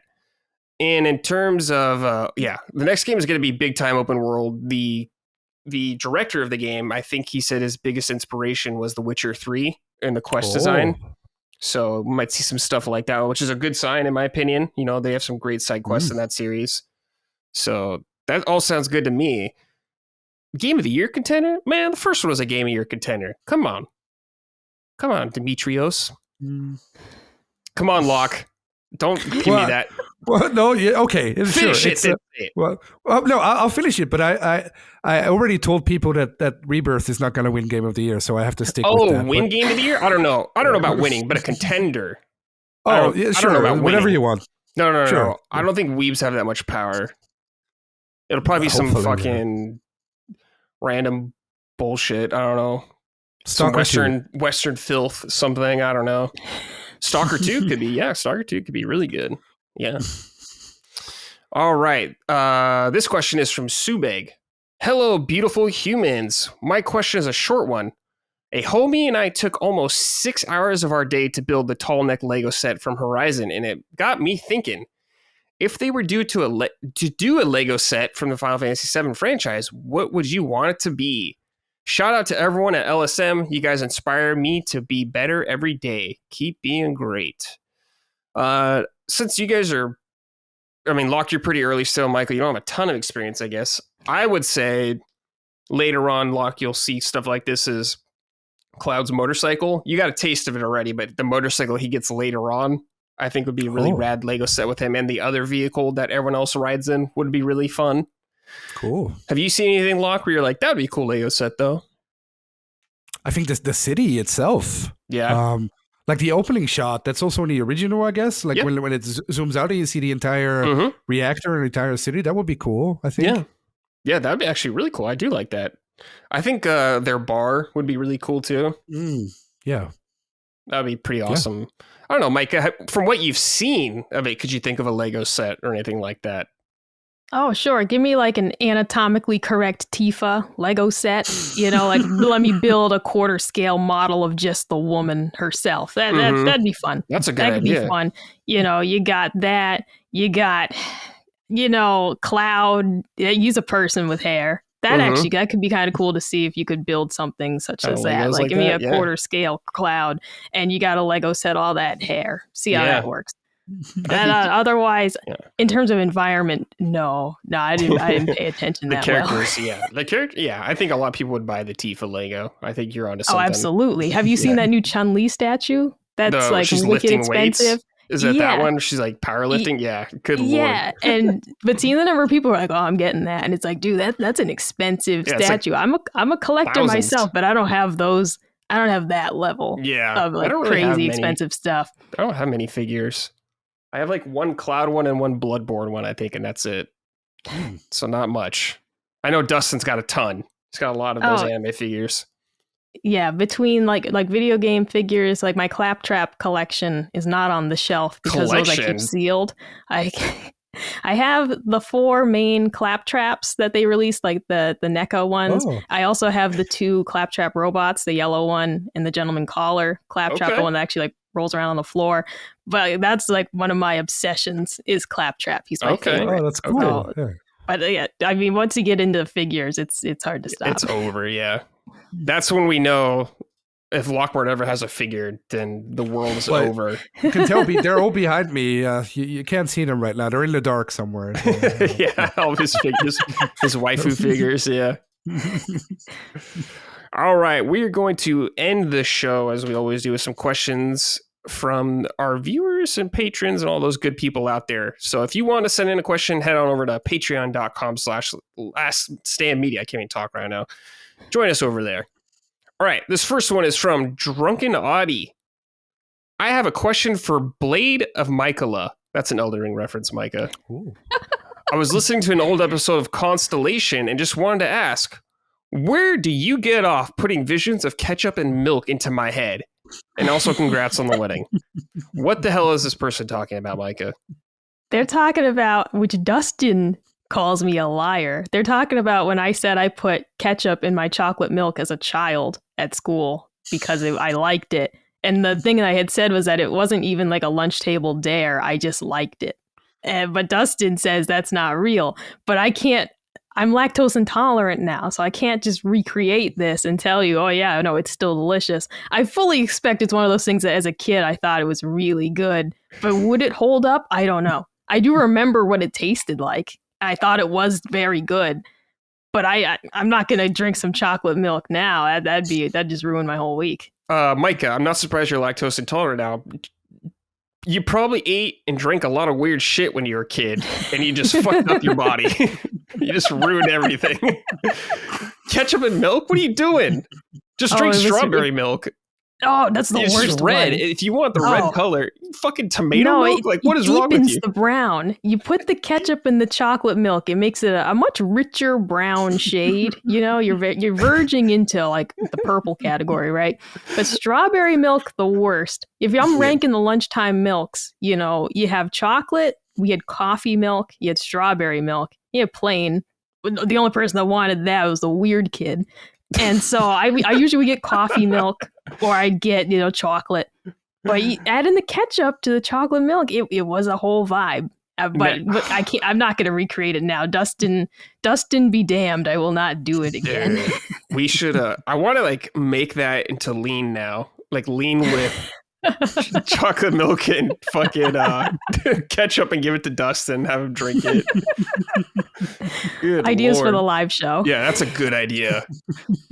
Oh my God, we should make them do bets, and whoever loses has to drink that.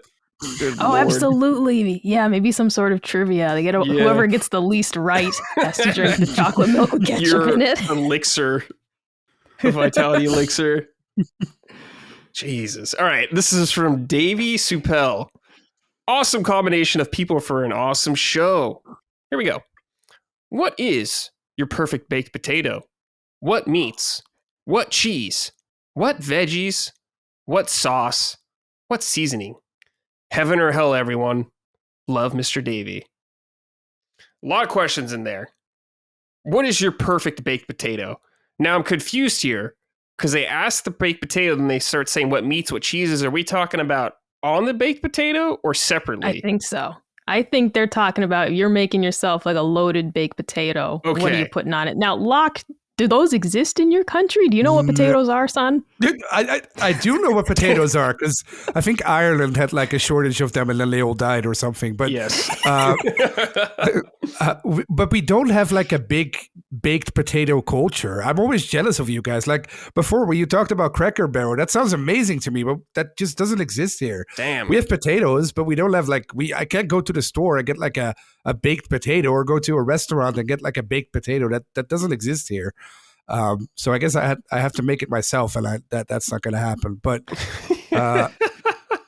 it sounds amazing every time I look at American food. But for this question, I guess educate me. What do you guys put on it? I have no idea. So if we're talking loaded, what I would do is, you know, the potato, okay, a little butter in there, put some sour cream in there, some chives, and some bacon on top. You could put cheese on there too, I guess, if you want to get real crazy. Micah, you made a sound when I was saying this. Are you disgusted or do you have some other... Are you very passionate about the baked potato? I know you're a cooking expert. Oh, not a cooking expert. I love food. Oh, I mean, I'm a novice. I'm an enthusiast. I do love it though. Baked potatoes, I adore, but I'm very simple. I mean, I just want butter, salt, pepper, or we're going to Wendy's for a baked potato. You put the chili on it. Shit. But it's a whole thing, Locke. I mean, you go to this, we're talking about fast food joint, right? And they have baked potatoes, but they take forever. And you go to order one and they'll be like, oh, it's a 10-minute wait. And you can tell that they don't want you to order it. But it's like, I came here for the potato. I'll wait for it. Like, don't worry about it. Something went wrong? No. Is it? Oh, okay. I think we're fine. Okay. Sorry. I was like, is he having a stroke right now? Like, I know, about I was like, he's so surprised that Wendy's has baked potatoes. I'm just really wondering, do you actually get like a big potato or what does it look like? It looks like a potato cut open. Yeah. And then you dump the chili just a potato. on it. So it's just one potato, just one big potato. Yeah, it's usually one potato. Yeah. That is weird to me. That's cool. It's so good. Yeah, it sounds amazing. Damn, I didn't know baked potato was some exotic food in other nations. I had no idea. But it just, maybe it doesn't exist in my dumb country and it exists everywhere else. That's very possible. We only do fries here, so okay.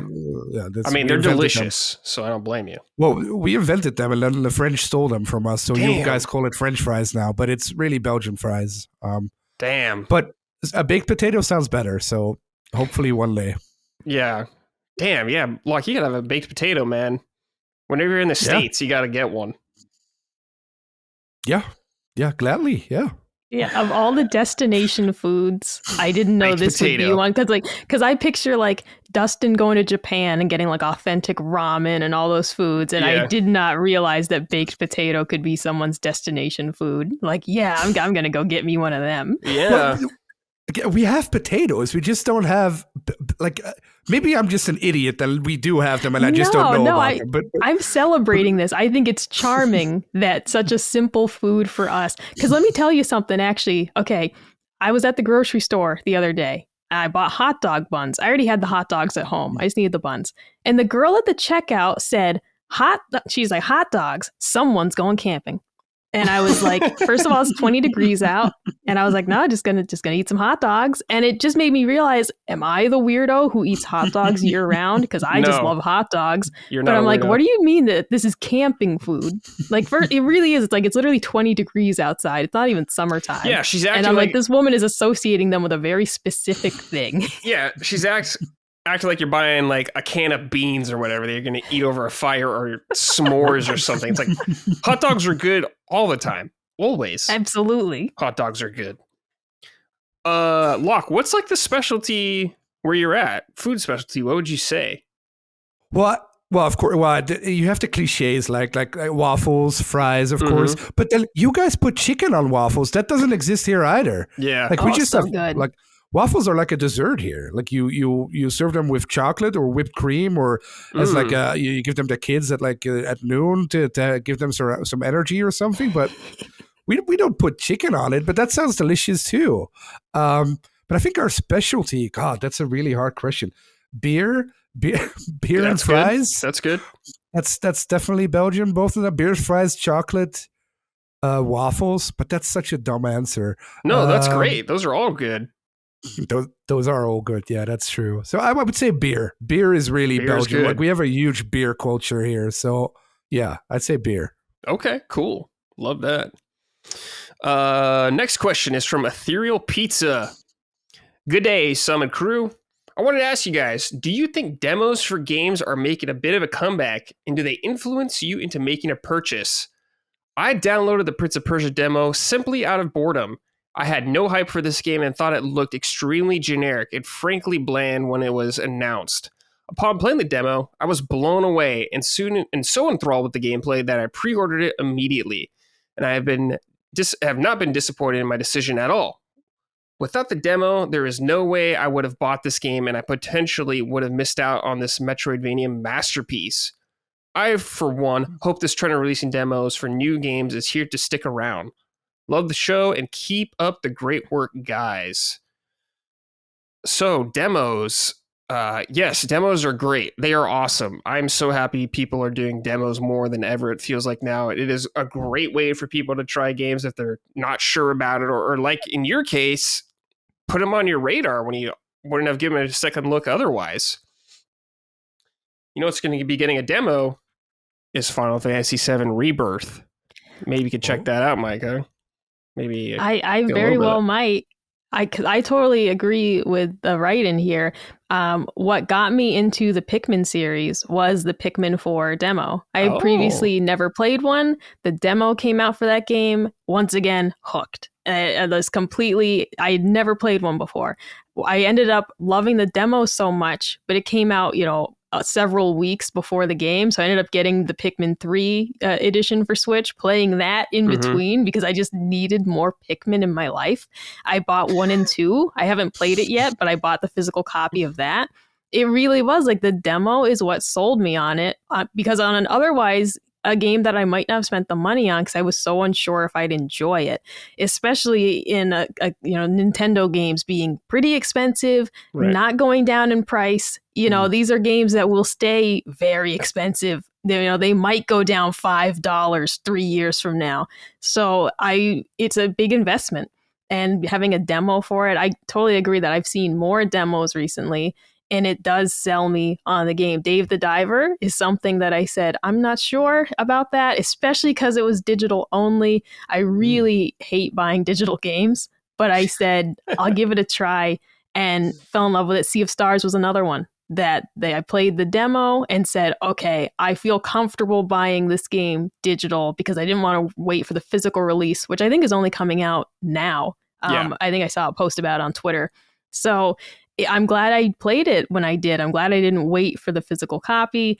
The demos are what sold me on these games. So I feel like companies are only smart to release these. But I usually don't finish the whole demo because I don't want to see too much of the game. Like, Octopath giving you like several hours of the game, too much. But Octopath Traveler 1, that demo, I said, okay, I like what I've seen. I played for about a half hour, 45 minutes. That was enough for me to say I'm comfortable buying this game.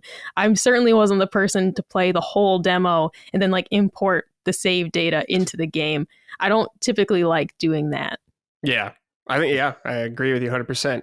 Locke, do you have any examples of you getting demos? I think these days companies release a lot of demos, but they call them betas. Right? Yes, that's true. They just pretend they're not demos, but they call them betas. I think a big one for me was Diablo 4. Okay. When that had they did the server test or whatever they called it, basically a demo. I always liked Diablo, but Diablo 4, the demo or the beta or whatever they called it, really convinced me that it was going to be special, so that I had to pick it up day one. Yeah. I mean, I love demos. Keep them coming, please. Yeah. I think it is cool when if you play them, some of them carry over to games. I think that's awesome. I personally usually don't do that. Like you, Micah, I'm not going to play a 10-hour demo or whatever of Octopath Traveler 2. I'll play like an hour maybe, and if I like it, then I'll just stop and buy the game. But Final Fantasy 16 had a great one. It did, yeah. It was just the beginning of the game, so it was like 2 hours of the game. That one. Yeah, it was good. Okay, our final question is from Naraku. Hey, Summoners, is anyone else nervous about Helldivers 2? The game comes out in less than a month, and we've had little to no word on hands-on reviews for the game. Not to mention the marketing has been almost non-existent. What's going on? Okay, as someone who did press stuff for many, many years, I don't think the marketing is not alarming to me yet. Sometimes that doesn't ramp up until like a week or almost 2 weeks before the game comes out. And Helldivers 2 is like I know you could play single player, but it's a very multiplayer focused game. And a lot of multiplayer games, they wouldn't give codes for unless the game was out, like on the live servers and stuff like that. So it can be that case. In terms of maybe hands-on previews, that's kind of weird to me, I guess, a little bit, unless there's stuff coming out in a week or two. I have no idea, but in terms of like reviews and stuff like that, I wouldn't worry about the game too much. I don't think there's going to be reviews for this game until it's out. So a lot of people might not even have their hands on it yet. But I don't know. What do you guys think? Oh, I really don't know much about this series, aside from the fact that Colin gave me a glimmer of hope that he may need help playing it. Because it is multiplayer focused, and that maybe I'd get to play it with him, right? But this is a man who played The Division by himself, so I'm not really getting my hopes up. But I watched the trailer with him because he was like, "Oh yeah, this is the game I'm talking about." I think it looks awesome. I have no context for this series at all, besides the fact that maybe I'll get to play a multiplayer game with him, which is just always a blast when we play things together. Yeah. And it's rare. He's not really a fan of couch co-op or multiplayer games. Yeah. So that's my only thing is like, oh man, I'm excited to see this. But yeah, I really haven't seen much about it besides like the official trailer coming out. I haven't seen a lot of people talking about it. So, but not being a fan of the series, I don't know like what to expect really. Sure. What do you think, Locke? Well, I think it's a little bit weird what the writing said, that there hasn't been much marketing, but you already explained that that's pretty normal, I guess. What bothers me the most about this game is that they changed the style of it, right? They went from top-down isometric to, I think it's 3D, person. Right? Yeah. Like third person, yeah. I don't know if that's going to translate well for a game like this. Because I think if it's a third-person multiplayer game, it has to be almost like Destiny. Well, Destiny is first person, of course, but it has to be bigger than this appears to be. And if this is a live service game, I would I would expect it to have more like a smaller, loyal following that builds up than Sure. launching it with like a big, or I guess that's what they want, launching it with like a big third-person audience and then slowly tampers down. So I don't know. It looks interesting. I'll definitely buy it. I'll play it and I'll buy it. But I have no idea what to think right now, which isn't good, I Sure. think. Yeah, in terms of quality, I don't know if it's going to be good or not. I have no idea. Yeah. I think it looks very interesting, and I think the third person perspective is smart, especially for nowadays, to get people engaged in the game. I think the top down view probably put a lot of people off or whatever. They're just not as into it. I think it looks much higher budget, I guess, I would say, in third person, and leaves room open for some maybe crazier monsters, I guess, that you could fully see. But I think it's smart that it's going to be day and date on PC and PlayStation. And it's a $50 game, so it's not full price, which is very nice. But yeah, I don't know how to feel how good it'll be. I'm not sure. I hope it's good. I'm not expecting it to be amazing or anything, but I hope it's good. Just solid. Does it have crossplay? Is it crossplay between? Okay, that's a big one though. That's going to help it immensely. Yeah, because like me and Dustin are going to play on PC, 100%. But yeah, that's going to do it for the show. Thanks everyone for hanging out with us this whole time. Micah, thank you for being here. Pleasure to talk with you. Likewise to Lockmort. It was awesome. Do you guys have any final words or anything like that you want to say before we head out of here? Oh, I just want to say I was so excited to be on the new show and just so happy to see the response that you've been getting from the listeners, Brad, and the enthusiasm, like from the write-ins, people asking when's the thread going to be posted, like people just being really stoked on it. So I'm just super happy for you, dude. And this was a ton of fun to be on this show. I've only met you before for like 2 minutes. Yeah. And I feel like I've been working with you forever. Like this was just a great experience. And of course, Locke, someone that I know online, but hadn't got to actually do a show with before. Yeah. This was just a great way to spend an afternoon. So thanks to you both, because this was awesome. Yeah. Thank you. Okay, that's going to do it. We will see you all next week. It's going to be a good one. Already got that one planned out. So look forward to that one. Until next time, we will see you all later. Goodbye. Summon Sign is a product of Last Stand Media and Colin's Last Stand LLC and is proudly recorded in the USA. The show is written and hosted by me, Brad Ellis. The show is produced by Dustin Furman. All of Last Stand's theme music is by Ramon Narvaez. Summon Sign, along with the rest of Last Stand's media shows, are fan-funded on Patreon at patreon.com/laststandmedia. The following names are at the producer level on Patreon, our highest tier, and we are grateful for your kind contribution and generosity to our independent endeavor. Thank you.